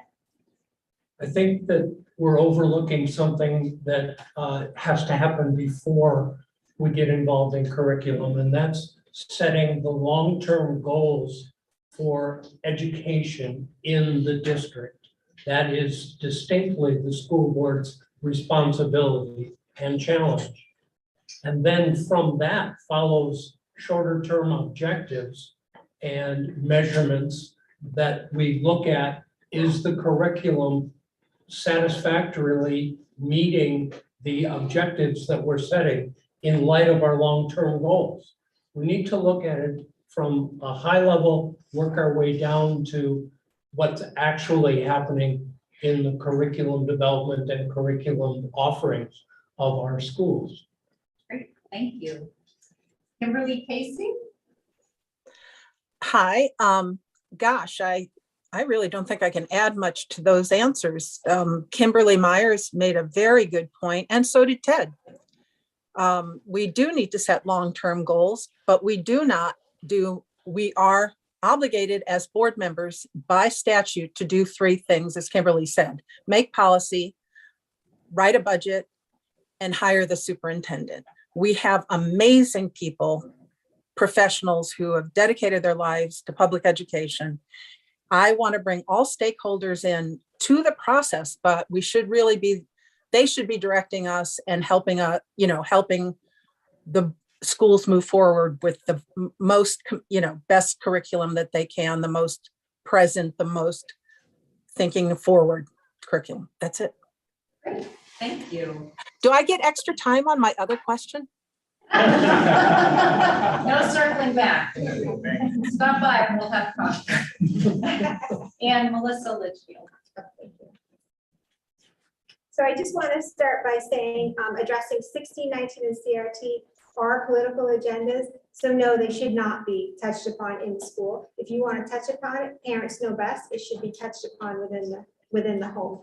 Budget and policy is the role of a school board member, as well as the hiring of the superintendent and his reviews. I don't think that really there is any real say as far as curriculum is concerned. I hate to say that, unless it's something that you're approving through the budget. A lot of the powers have been given away to the superintendent though through policy. So maybe that's something that board members would like to take a look at. I'd also like to finally say it is not our job to micromanage the administrators, but it's our job to give them direction and to hold them accountable. The role of a school board member is quite vague, and there's currently pending legislation in Concord to further define the role of a school board member. Great, thank you. Thank you. Thank you. The one other thing I'd add to the conversation is that there are state standards that guide curriculum that every school has to meet at every grade level. And so we entrust our professional education staff to make sure that the curriculum they are utilizing meets those state standards. And those state standards may change from time to time. In terms of the policies and the budgeting, through policies and budgeting, the school board sets the visions and values of the school district. And I think that includes some aspects of curriculum when we're talking about, should we adjust the math curriculum to make up for these gaps that we're seeing? That's done through the budgeting process. And so I think there's a more hands-off role for the school board in terms of curriculum. We have to meet the state standards and we need to trust our professional educators to do that. Great, thank you. I'm sure we don't have any yes or no questions. Do we have any yes or no questions? I was just gonna say, we might be able to squeak in a yes or no question. Do we actually have one? Yes, we do. Okay, but you all have to promise to truly just say yes or no. It's a good test. And I admit, I just had to look this up myself because I wasn't sure what it was. All right. Do you support the balanced scorecard? Let's start with Melissa Hamlin. And it's okay to say I don't know what it is. No, I have a general sense of what it is, but I think I need to learn a lot more about it. And I Okay, intend to learn a lot yes more or no? about it. Yes, I can, well, from what I know about it, yes, but I don't know a lot. That's perfect. Melissa Litchfield. No. Ed. I don't know. Yes. Yes. I need to learn more, but right now, I'm gonna say no. Okay. Kimberly Casey. Sorry, Ron. Oh, that's okay. Or Kimberly Meyer. Let's take either one of the Kimberly's. We got Melissa's and Kimberly's. Go ahead. Oh, okay. Yes, absolutely. As one tool to indicate progress and success towards our portrait of a graduate. Absolutely. So that's a yes. I don't know a lot about it, but what I've heard about it, I am in favor. Yes. Excellent, thank you. Okay, thank you so much, all of you candidates and audience. I know it's a lot to do and very much appreciate you running for these seats. So, thank you. Okay. Budget Advisory Committee. So we have Patrick Gillis is here in person. I don't know if you need a name tag. Person up here. Just me? Just you. We've got a couple people on.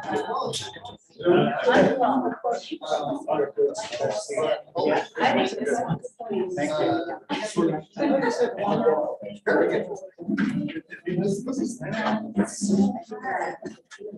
You solo, Patrick? I'm so long. I think it's people on. We have people on. Oh, okay. There you go.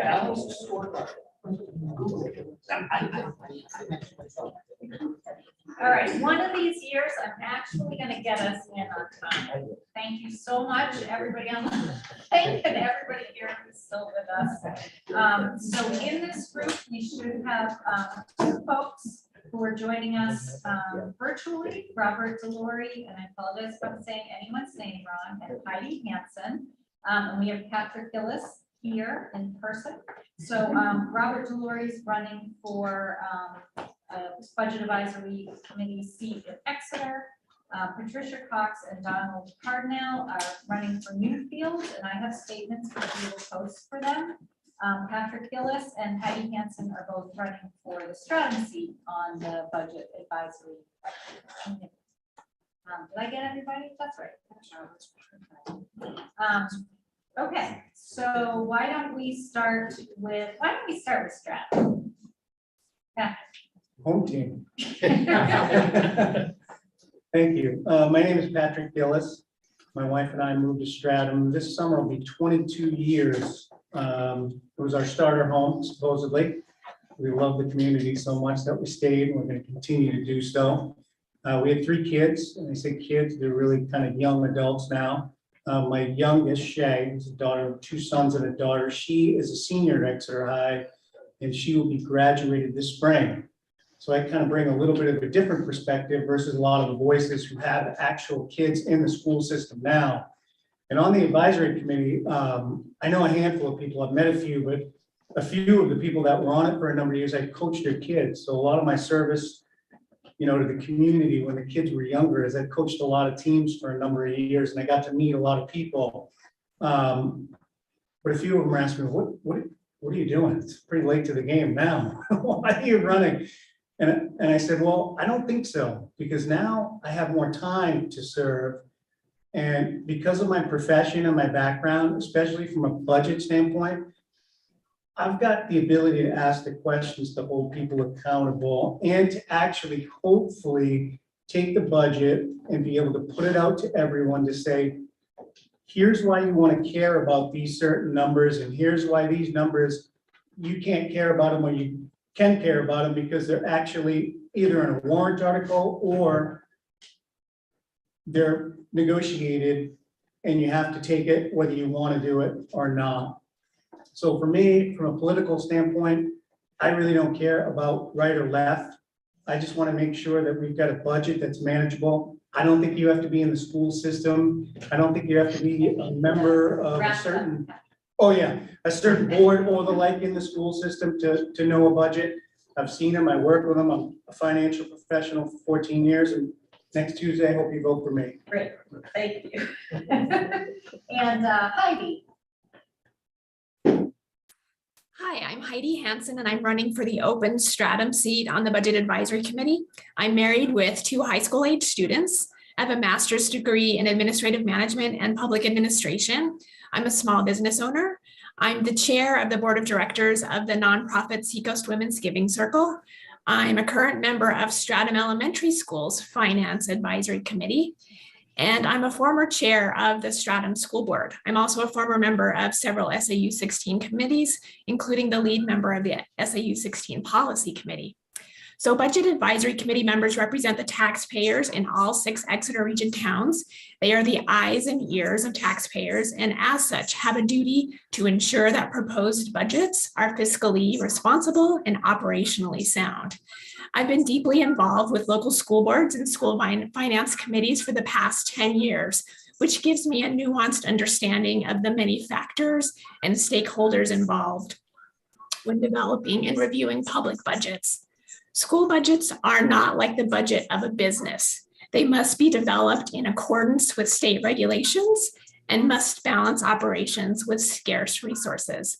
I am well-versed in public budgeting processes, have experience navigating the various state statutes that govern school districts and school budgets, and would be a respectful, collaborative, and responsive voice on the Budget Advisory Committee. Thank you, Heidi.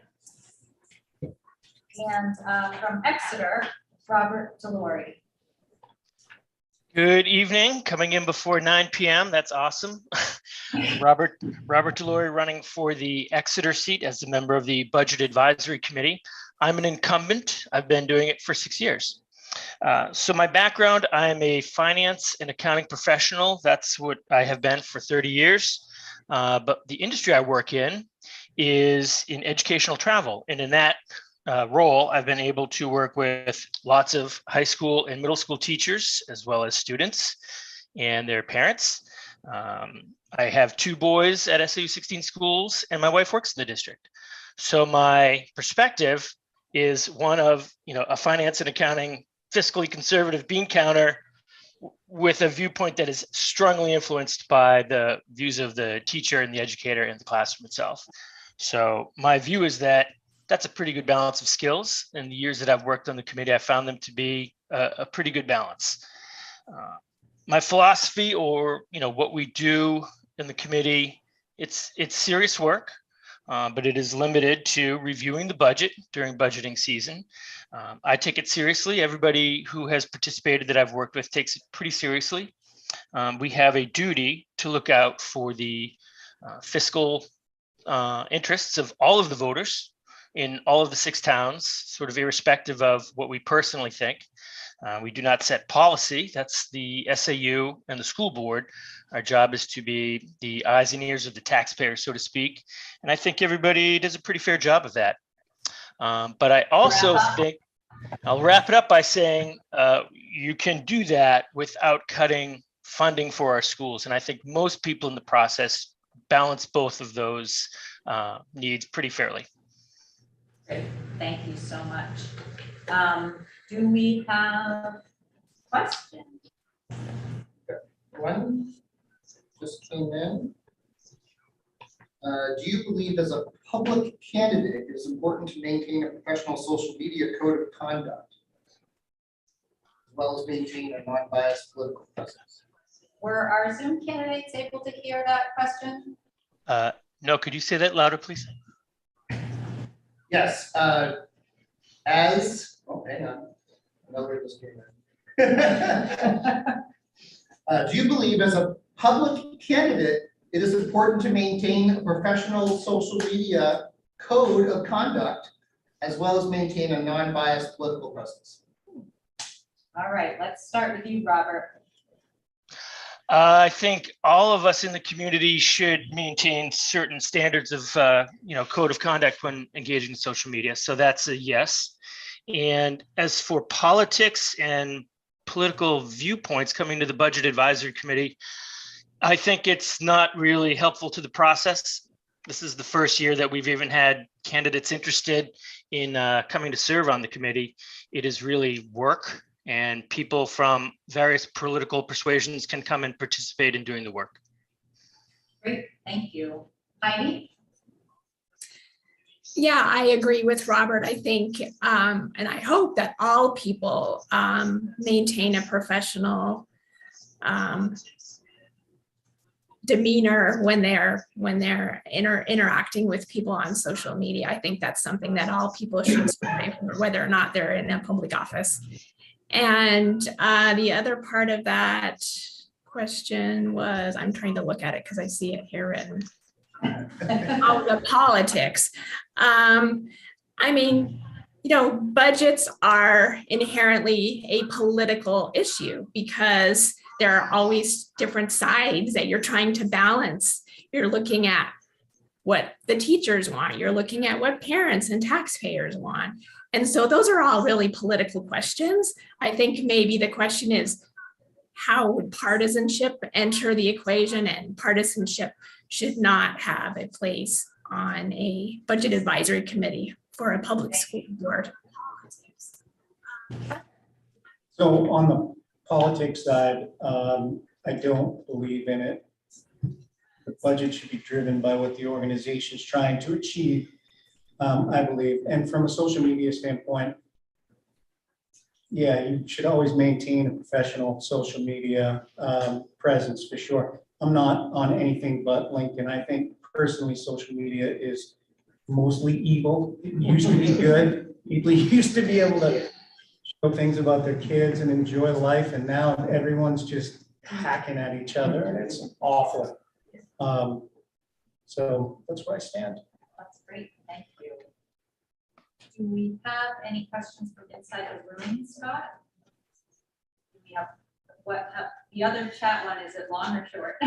There are several longer ones. And again, I encourage everyone to reach out to the candidates directly if we don't get to you today. How about this one? Do you support the decision of the board to cut teachers and funding to great pay charters? Patrick? I don't know. I didn't see that part of the budget. So maybe there was a position that had to go or stay. I can't answer it until I'm on it or see it. Makes sense. Heidi? Yes, so my understanding is that the relationship with the Great Bay, with GBEX, Great Bay E-Charter School, is that over the years, they were trying to figure out what a fair per student funding formula was going to be. And to date, that hasn't really been determined. But there are ongoing discussions about what that should be. And so this past year, the board looked at what was being funded and what GBEX had in terms of their financial solvency. And so when they saw that they were good to go with their finances, they could go through the next school year and be solid with their financial solvency, they decided to cut back on what the Exeter Region Cooperative School Board was going to offer. I think they cut it by 50% of what they had paid the previous year. And then the plan was then in the following year to go back to the 100% of that funding. So okay, that's great. Thank you. Robert? Heidi's summary was very good. With one correction, the plan that was proposed to us, presented to us in the Budget Advisory Committee by the SAU was to cut funding to zero.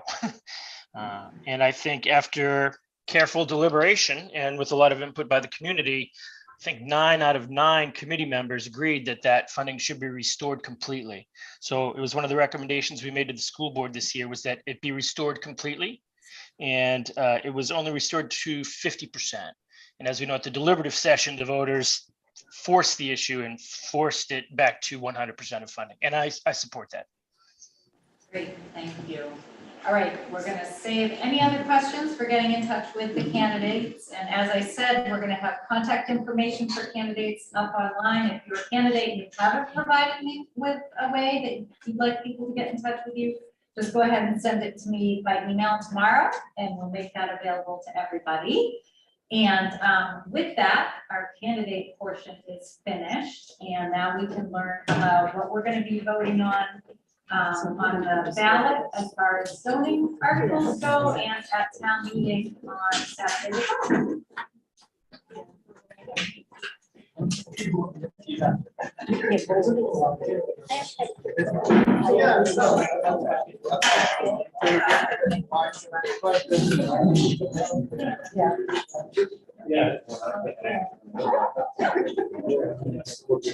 Yeah, this.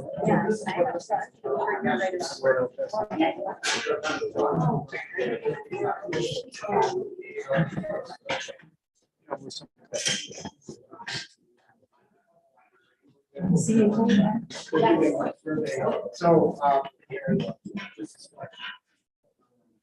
ladies and gentlemen, good evening. Nick Stated for the town administrator for the town of Stratham. We are going to take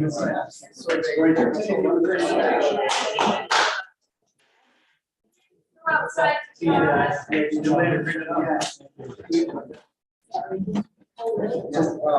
going to continue with the presentation, go over the town meeting articles. This session that will be taking place on Saturday, March 12th. This is, we're first going to cover the zoning articles. My colleague Mark Connors, our town planner, is going to take it from there. And we have just a few slides to point out resources that are available for people to learn in more depth about what we're going to cover briefly here tonight in recognition of the hour. I do know we have a number of people still on the Zoom call as well as in the room, and also this product of the video recording will be available for us to share with more people who may seek to learn about the town business for town meeting on their own time. So this product is very valuable to us, and we thank the library for making it so. Next slide. On our town website, we take a lot of effort to ensure consistent and clear communication about what's going on with town business. We have a number of tools for that, including our website. I want to point particularly people to the town meeting 2022 site, Sam, next slide, where people can keep track of all of the documents that we are going to speak about tonight, the town business that's going to be conducted at town meeting. You can learn about the warrant, our capital improvement plan, all the products you hear us reference tonight can be found in this one simple spot on our webpage. Another major tool that we rely on heavily for communicating about the town business is our select board newsletter. If you are not signed up for the select board newsletter, we highly recommend that you do so that every 2 weeks we can communicate with you about the goings-ons in Stratham. Next slide. All right, these are just some of the images that we have of the products, including the printed town meeting voter information guide that we recommend for people who are interested in getting a flavor of what's going on, but not a lot of depth. We've got depth too on the website, but if you want to start somewhere, we highly recommend the town meeting voter information guide, the document in blue, which we have printed here. I'm now going to ask Mark Connors, our town planner, to give an introduction to Articles 2 through 10 that are related to zoning. Thank you. Thanks, David. As David mentioned, there are 10 questions before you on the ballot this year relating to zoning and building ordinances. And I'll go through each of those very briefly. Several of these are quite straightforward, so I'll be very quick. Others are more complex, so I'll be a little bit longer. Is there the next slide? Next slide. Article 2 just proposes to eliminate a provision of the zoning ordinance that expired actually almost 8 years ago. So it's no longer applicable. It hasn't been for many years. So the planning board is asking you to allow us to take out the books. Article 3 is some changes to the flexible mixed-use development district. That's the district, the zoning district that applies to a single property in Bedford, or I'm sorry, Stratham would be former technical college. Important one in town. The planning board want to make sure that we're encouraging the redevelopment of that property. Make sure that the goals of the ordinance are consistent with our master plan, and that we're staying current. So there are some changes that we're proposing in terms of we're addressing pedestrian and bicycle connectivity, charging stations for electric vehicles, we're requiring a buffer from the abutting residential properties, and we're instituting a height limit of 35 feet. We're also making it more flexible to develop. There's more permitted land uses in the district, including more housing uses. The planning board really makes sure we allow for workforce housing in that area. And we make the process a little bit more flexible by allowing for deviations from the ordinance through our conditional use permit process, something we do in the Gateway District and the town center. It's worked quite well for sure. Next slide. Article 4 relates to accessory dwelling units. So if you're a single family property owner in Stratham, you're allowed to have an accessory apartment for your property, and we're required by state law to allow for that. We're proposing some minor changes to that. We're prohibiting new driveways for accessory dwelling units. So you can have a spur off your driveway, but you can build a new curb cut off the road. It sort of creates that image of having two single family homes on the property we're trying to get away from. In Stratham, we're pretty flexible. We allow for detached accessory dwelling units. Not all towns do. So that's an apartment in a separate building on your property. So a garage or a barn or a guest house. But we're proposing some limitations to that. We're limiting the overall footprint of the building. If you have a garage or a pool on your property, you can't build a new garage or a pool for an accessory dwelling unit. And we're requiring a detached apartment not to exceed 50% of the size of your primary dwelling. All this is geared toward making sure that those accessory apartments appear accessory to your primary residence. Article 5 proposes some minor changes to our solar ordinance. It requires ground-mounted solar arrays to meet the setbacks requirements on your property. So just like a new shed or a new any new structure one, it has the ground-mounted solar arrays. They have to meet the setbacks. And for larger arrays, so these are not the kind you'll see on single-family properties, but these really quite larger facilities are requiring a 60-foot setback from the road, just to make sure that they're screening and they fit the character of the neighborhood. Next slide. Article 6, I'll probably spend the most time on, but I'll try to be pretty quick considering the hour. Article 6 proposes a Route 33 Legacy Highway Heritage District. This has been something the planning board's been talking about for years, really. It was a recommendation of our 2019 master plan, and the planning board created a committee that worked in 2020, came with some recommendations. There was some proposed zoning changes back in last year. The planning board decided to hold off and just make sure we got it right. We spent much of this past year working on this.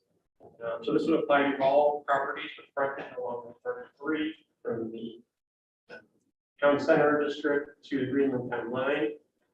The goal, since you can see here, is to really encourage, there's a really historically significant part of our town. There's almost 3 dozen historically significant properties along that corridor.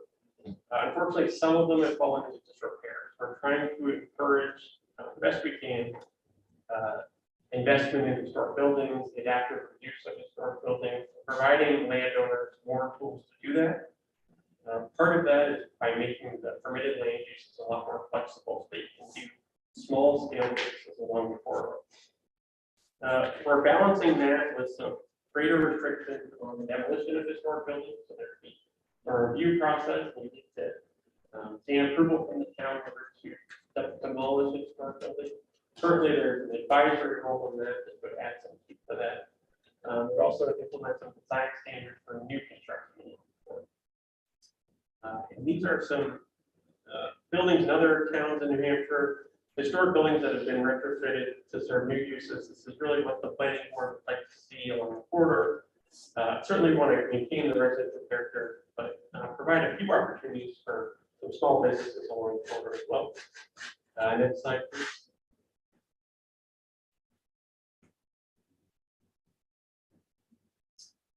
So these straight properties are just showing you those that fronted along the corridor with the Heritage District to the side. Next slide. I think I've kind of gone through this, but I think the overarching goal is to preserve these historic buildings that are along the corridor. The planning board and the Heritage Commission are concerned that some of them are probably disrepair. We'd really like to provide as many opportunities as possible to invest in them and rehabilitate. Next slide.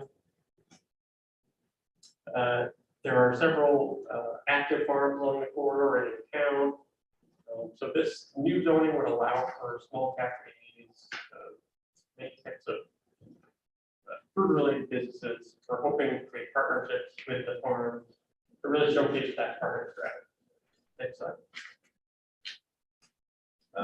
We've been in this kind of COVID situation for 2 years, and I think a lot of us are very excited to get out again and meet our neighbors. And that was really a goal of the planning board, was to create some opportunities for more social engagement from places like small cafes, where you can meet your neighbors and interact with them more. Next slide, please. All right, so that's it for Route 33. 7 and 8 are quite similar, so I'll describe them together. These are changes to our table uses, which is basically a table that lists all the permitted land uses by zoning district in Stratham. And Article 8 is kind of paired with that, includes some definitions to better describe the land uses that are permitted in Stratham. This is kind of a legalese thing, but it is important. I'll tell you a very brief story. I used to work in the town of Bedford, and along the 101 corridor there, they allow for some commercial uses, but not gas stations. And we met with the developer and plan. He told us that he was going to build a coffee shop with some accessory gas tanks. Of course, we told him that sounded suspiciously like a gas station. But you do run into those things, so it's very nice to have in black and white exactly what the land use is and the limitations of it. Next slide. Table 9 is just 2 minor changes to our dimensional regulations, but gets into setbacks and frontages and things like that. We're clarifying that pork chop lots, so these are lots with very limited frontages. They don't meet the minimum requirements of Stratham. They're not permitted in town. Previously, they've been allowed under some unusual circumstances, so just kind of closing that loophole. And we're addressing what we believe is a Scrivener's error in the table. I won't get into why we think it's an error, but we're restoring the minimum frontage requirement for the professional residential district, just north of Bunker Hill on First Ave to 150 feet, or like 200 feet. Article 10 is very straightforward. There's a land use called affordable senior housing. We also have elderly affordable housing. That's a bit confusing, so we're just eliminating the older one. Affordable senior housing was from the 90s. The elderly affordable housing is much newer and updated. So we're proposing to just eliminate it. Article 11 is the last one. It's this is for the building ordinance, and this requires you. It's not uncommon for someone to pull a building permit, and it's a building project that just kind of goes on for a long time, and they never close out the permit.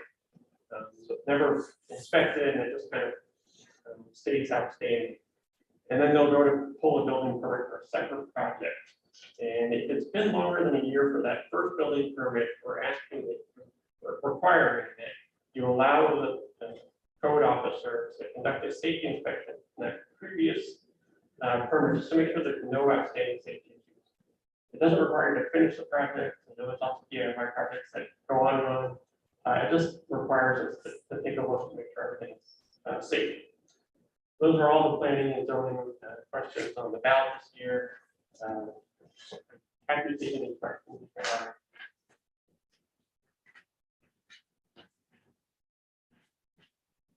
Yes.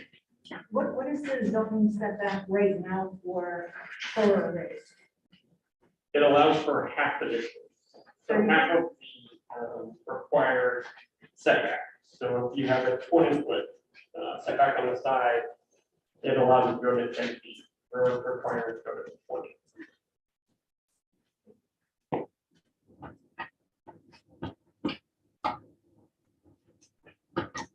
What are the incentives providing to people in the historical district trying to be able to do that? Seems like that's a challenge because you're dealing with homeowners and various levels of ability to do those things. Yeah, I'm sure it's a challenge. Mainly it's the additional flexibility in land uses. So currently it's residential. You can't do much beyond single family residential. This allows for some limited commercial use of the law. It's typically, if I understand correctly, my experience in the right adjustment. There are things that you can do already within the home. It's a certain relative fraction of the living space that you can use for some of these. So is this expanding that, or is this things that are that create maybe spaces outside of the home? I'm just trying to understand. Yeah, it expanded a little bit, so it would not require you to live on the property, but elsewhere. Although we're hopeful that most people will live on the property. And our I think you're talking about home occupations. Yes. Those don't typically allow for things like a small coffee shop or be allowed under. My last question is, was that in consultation with some of the people who were in some of these areas that you were listening to, the right kind of things, maintaining problems? That's part of the reason why we kind of held off last year. We did some public outreach this year in the spring. Have a website on kind of talking to many of the so a lot of this comes from the thing we heard from the. Yes. Well, what is the problem with pork chop lots in the sense that they would allow additional development on property that would be another property? I think there's concern that we do have a minimum frontage requirement for a reason, so they don't have houses behind. We don't have that kind of aesthetic appearance of houses behind houses, and it's pretty common among towns to have a minimum frontage requirement. So I think planning board felt it just was a little bit too complicated to have this separate pork chop lot requirements, and it was simple to eliminate it. I would say the planning board is very interested in encouraging more flexible housing options. So I think it's going to be a conversation we have this year, and next year you'll probably see an amendment to be more flexible for different types of housing.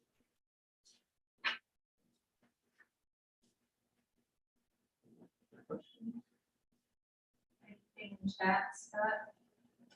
Not that I can see. Thank you.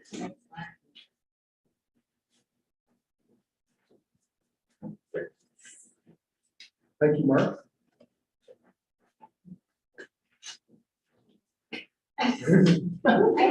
Sorry. Okay. So we're gonna, the next slide, please, Sam. This is your age-friendly slide. Oh, okay. You want to see a plug for this initiative? Yes, I will have some age-friendly. This is a project the town is working on with our regional planning commission. It's looking, we understand that we're going to have a much larger population of older people in town. It's a demographic trend that all towns are doing. So we want to look at services the town provides, and we provide those better to particularly our older residents, but really people of all ages. Surveys asking some questions about the quality of services we have in Stratham and what we can do to improve it. That is available online. I'll have some private tour for you. The QR code here on the handouts. Jefferson.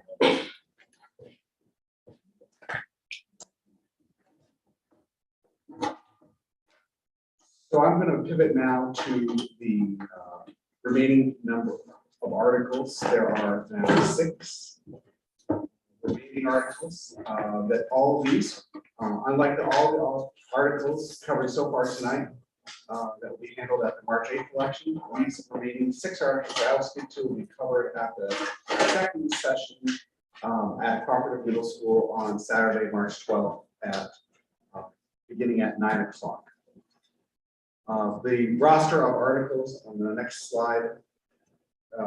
And this is a relatively small roster of articles compared to town meetings in the past.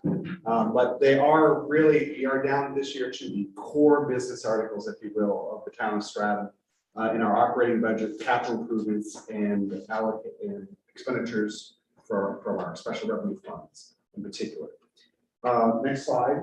The first article we'll handle at that Saturday session is the first article, all towns in New Hampshire in our form of government, Starbridge, which is those that are moneyed articles. This one is for our town operating budget. The town operating budget this year is going to be $8 million. This is what's proposed. Just over $8 million. That's an increase of $161,000 over last year, and a 2% increase, 2.04% increase over last year. This article simply appropriates the funding for that. And I'm going to spend the most of my time tonight speaking about our operating budget. Sam? The next slide depicts some of the tools we have available on that town meeting website where you can get into more depth and the things that I'm going to cover at a higher level tonight. That includes a budget narrative that fronts a line item budget for the town of Stratham. And then we also have our capital improvement plan, which is a significant document, a very useful tool for thinking about the future of Stratham in terms of its capital assets and our many services that we offer in our built environment here in Stratham. Next slide. The budget process for the town of Stratham operates over the course of the period of time between October and March. We do have a budget advisory committee, different from the budget advisory committee that was spoken about earlier tonight. This one is appointed by the moderator, works with our select board to come up with its recommendations over the course of our deliberations. The overall budget starts in October. The select board gets its hands dirty with preliminary budget in November and in January. We have those meetings with our budget advisory committee. February, the select board holds a public hearing on the warrant, including the budget, and finalizes, after receiving all of that input from the BAC and the community, the budget that you have in front of you today for the consideration of the town meeting in March. And we rely on this event each year to help us get the word out about the town's business and the policies. Next step. Each year we start with budget guidance with the select board, being familiar with the challenges and needs of the towns, the strategies and the policies in place. What is the current moment offering in the town that we need to prepare for in the upcoming budget season? So in October, we articulate these things. There were 3 of them this year that we wanted to keep in mind throughout the process. The first is, in order to be mindful of the macroeconomic environment, the uncertainty that we are all facing in our lives, we wanted to minimize the budget increase and certainly no more than 3%. Number 2 is to ensure we have the staffing to provide the services that the town residents have come to rely on and to continue to provide them at the level that they have relied on. The town of Stratham is operating in the same employment market as other employers in these times are. We need to continue our efforts at maintaining competitiveness so we can attract the quality staff to provide our services. We also need to make sure we have the human resources in order to make progress on our goals. The project that Mark Connor spoke about regarding the Heritage District has been a major plan in our master plan for a number of years. It takes initiative, follow through, concentration on projects to advance them to what we will hopefully be at come March 8th. There are a number of priorities in our master plan that we want to continue to make progress on. Those are aided by our public works resources. They're aided by our town planner and other staff and resources. We have another theme in the realm of employment that we think about all the time. We have an aging workforce, and we need to plan proactively for attrition in this organization. And the staffing moves we're preparing in this budget are designed to do exactly that. Finally, one of the major themes that we're working with this year is, like all of the communities in the United States, we have received an ARPA allocation, American Rescue Plan Act of 2021. And the select board has been focused on deploying those resources in a way to improve the long-term financial stability of the town and concentrating on capital improvements. Next slide. On a meeting like this, it's especially good to remind people about the entire context of what we're talking about when we're talking about the town business, that March 12th town meeting. We're really talking about one section of what's raised through your tax rate that you pay twice a year. Next slide, please. In Stratham, our portion that we talk about at that March meeting is 17 cents on the dollar for everything that you pay in your local taxation annually. And the rest go to the county and your local and state education taxes that we pay for our education system. Sometimes it's helpful for people to focus in on the services that we're providing with that. That includes the next slide. With that 17%, these are things we cover: the library and recreation. We ensure the public works functions continue. We fund fire and police services, as well as general administration. And we fund the benefits and the people that make that work happen. That's all those services are covered in that 17 cents and divided up as you can see here. Next slide. One of the strategies and the that we work across the years to maintain is predictability and stability in the tax rate you pay for your town services. And you can see these years covering 2015 onward to 2022 show the growth in the operating budget for the town. You can see it is 2.25% annual growth over that period of years shown here. And once again, over last year, it's 2.04. So we're able to meet that goal that the select board set. Next slide, please. When we manage the budget conservatively in terms of projections, when we make wise investments, plan for the future, and address our challenges, we're able to maintain predictability and stability in the tax rate. This year, we're projecting with this operating budget and the other appropriations articles that I will cover this evening, we're projecting a tax rate that will be about this, be equal to the tax rate that we have for 2021, which is $3.15. It's very early. We don't set this tax rate. The state doesn't until the end of the year. But this spending plan that we're presenting and proposing to the town should provide us with a tax rate, like I said, mirroring that of this year, $3.15. Next slide. So what are the things that are moving in this budget? The next two slides, I talk about what's going down, and I talk about what's going up. In terms of decreases, we've had some significant savings associated with a restructuring that we did in our assessing function. With a retirement, we had an opportunity to relook at how the town is delivering the assessing function. We now, for towns of our size, about 7,400 people, we now have frankly, a more typical model of delivering assessing services through a contracted assessing service. We're very pleased so far with how that has worked out over the last 8 months or so, and we are constantly evaluating that, ensuring that the services to the public remain high. but it has resulted in what is a decrease of 2 full-time equivalents to our operation here. For health insurance, this is our second year of double-digit percentage decreases in our health insurance. There are 2 reasons for that. The first and the most foundational is related to work our select board did to offer an additional strategy for funding this for providing health insurance benefits. And that is, we introduced last year 2 deductible plans that we offered to our employees.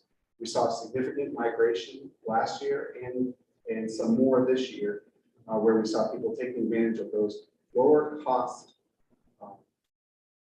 plans that offer a very comparable, if not the same benefit. That has been a very successful addition. It's resulted in some significant savings. The other factor in that is for this year, insurance premiums were decreased across the board for all of our plans by our provider, Health Trust. We have a decrease in debt, and we're also able to achieve some savings in our mosquito program this year. Next slide.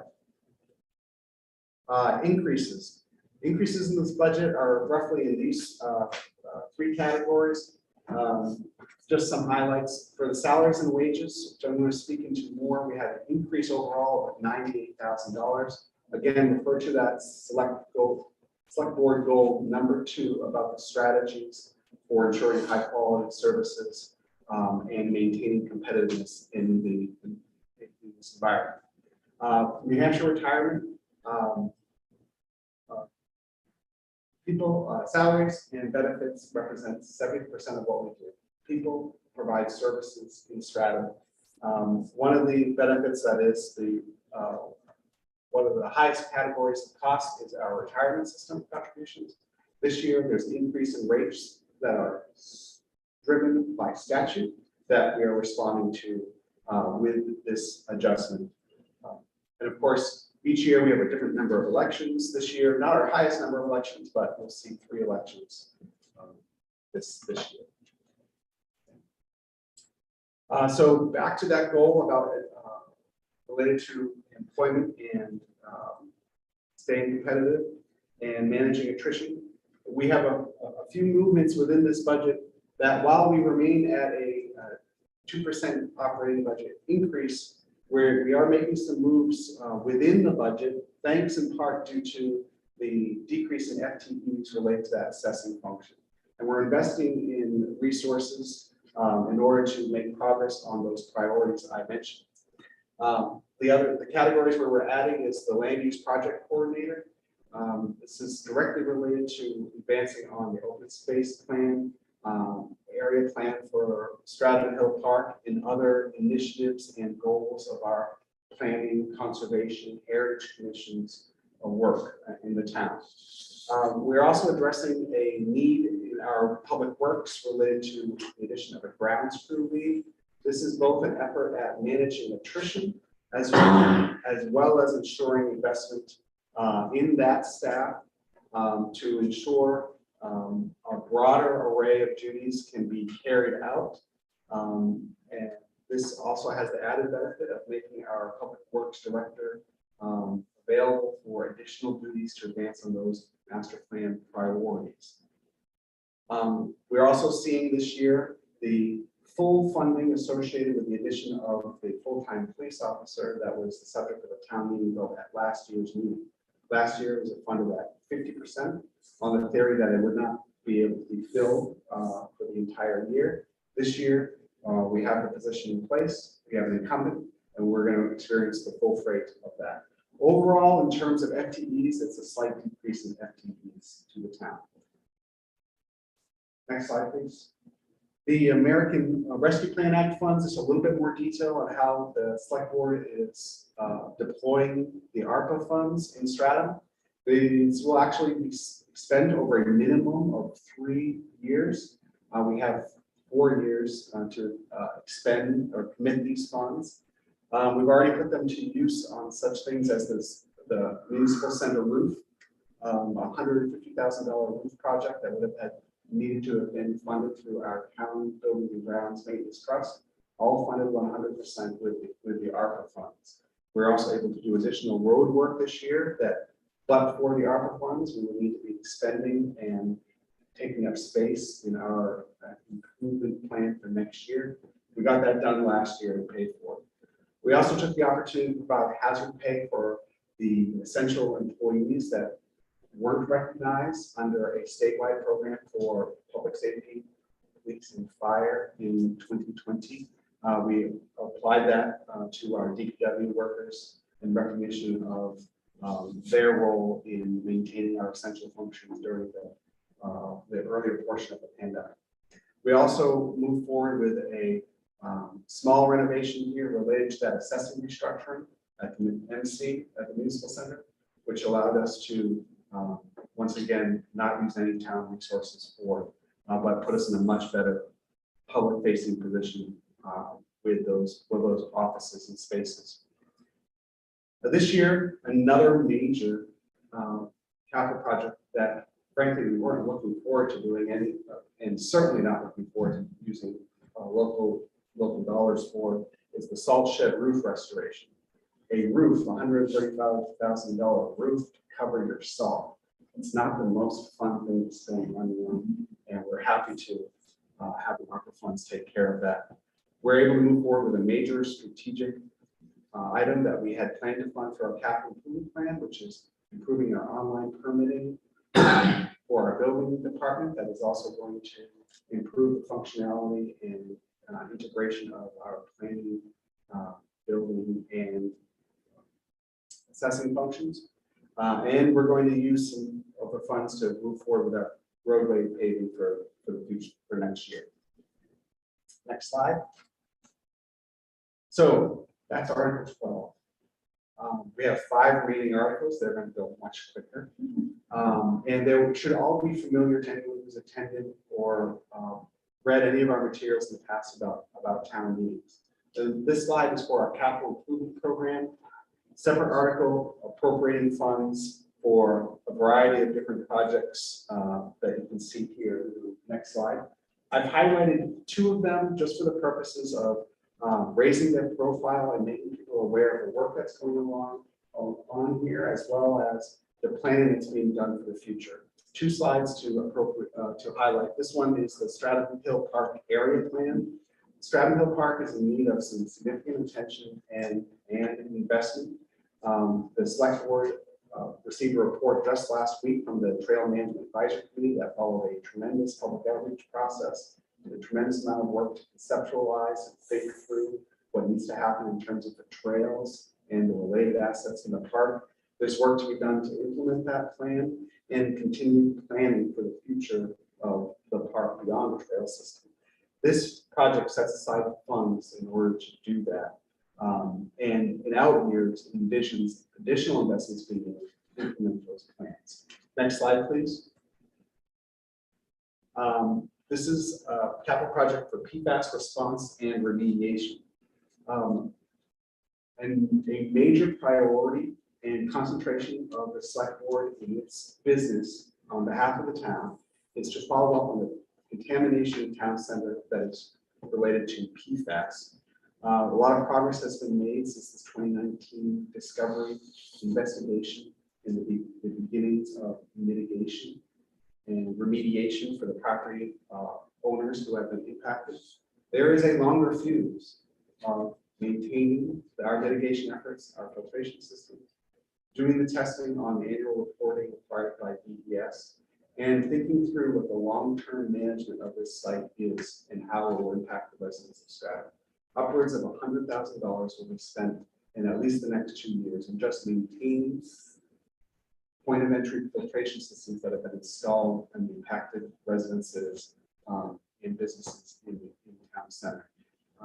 That is not an ongoing expense that we should look forward to maintaining. We're working on the planning to try to address that in a frankly smarter and more sustainable way. That's a capital project that we're working on. Next slide. Capital reserve funds. Stratham has consistently invested in capital reserve funds, which are a best practice of municipal finance. And I'm going to show you an example of why that's the case. This year, these are the allocations that are recommended and that are in your warrant for March 12th. You'll see here for town buildings and grounds and maintenance, the exact place where the rubber is hitting the road in terms of the savings to local tax dollars of those ARPA investments. With those major investments made in those big ticket items that I profiled for you, we're able to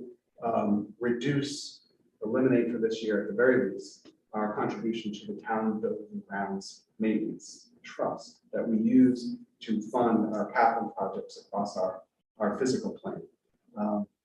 Great example of how those ARPA funds are directly affecting what would otherwise need to be raised in local taxation, an indirect impact to the tax rate of those capital investments. Next slide. Another important anecdote that I think that the residents of Stratham should be pleased that their select board is committed to. In the back of your capital improvement plan, where all of the projects that we will be undertaking are located, we have an appendix that provides a little bit more background about how we plan for the future of these capital reserve funds. How do we know that the money we're asking for is sufficient to meet the needs into the future? And how do we know that it's not too much? This is just one example of those sheets that we have in the back of the book. And this is all to share with you that we're putting aside $125,000 in our capital reserve fund this year, the previous year, the year before that, and likely next year, $125,000. In the next 4 years, we're scheduled to spend some $815,000 on just trucks and other capital equipment associated with public works. Even level of investment in our capital reserve fund, major spikes in what we're spending, but we're only drawing the same amount from taxation each year in order to provide that predictability, that stability that we're going for in our overall management of the town's finances. So great use of those funds, great use of that tool. Next slide. Articles 15 and 16 are both associated with our special revenue fund, which is our repository for ambulance revenues. In New Hampshire, special revenue funds collect funds automatically from dedicated sources that the town has said we want to go into this fund, in this case, ambulance fees, but the town meeting must vote to appropriate funds outward. So each year we bring you this article that allows us to spend from that fund for training, as well as meet the needs associated with our ALS contract. Next slide. Another example of special revenue fund expenditure is for equipment. This year, a $350,000 ambulance is slated to be expended out of that fund, 100% funded by the ambulance fund.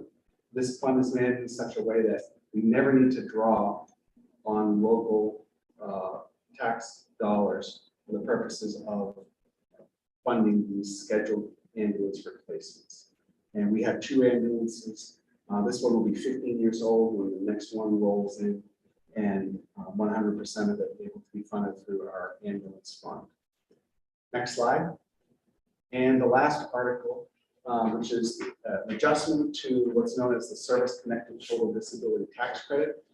The state governs all of the tax credits, gives you the parameters at which the town needs to set the value of the credits. In this case, the state said that service-connected total disability tax credit you have that is limited at $2,000, you can now offer up to $4,000 for a participant. These are for people who were made disabled by virtue of their military service. The select board is recommending the town meeting vote to move up to the new maximum of $4,000, the previous one being $2,000. We were at the $2,000 maximum previously. And the value of those credits would go up to $60,000 for that population of eligible residents. Next slide.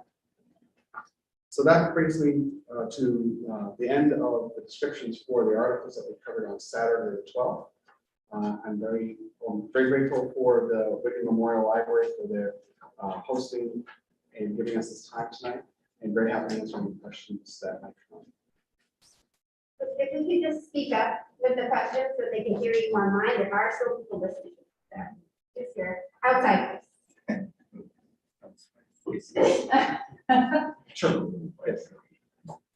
Over time, have you ever figured out what the per capita cost is on your operating budget for the population? In other words, over time, if you're taking your $8 million, divided it to the population that year to come up with the cost for the population as it's increased over time? You know, I have not done that. It could easily be done. It'd be an interesting exercise. Any other questions? I guess that means no online. Well, thank you again. Thank you.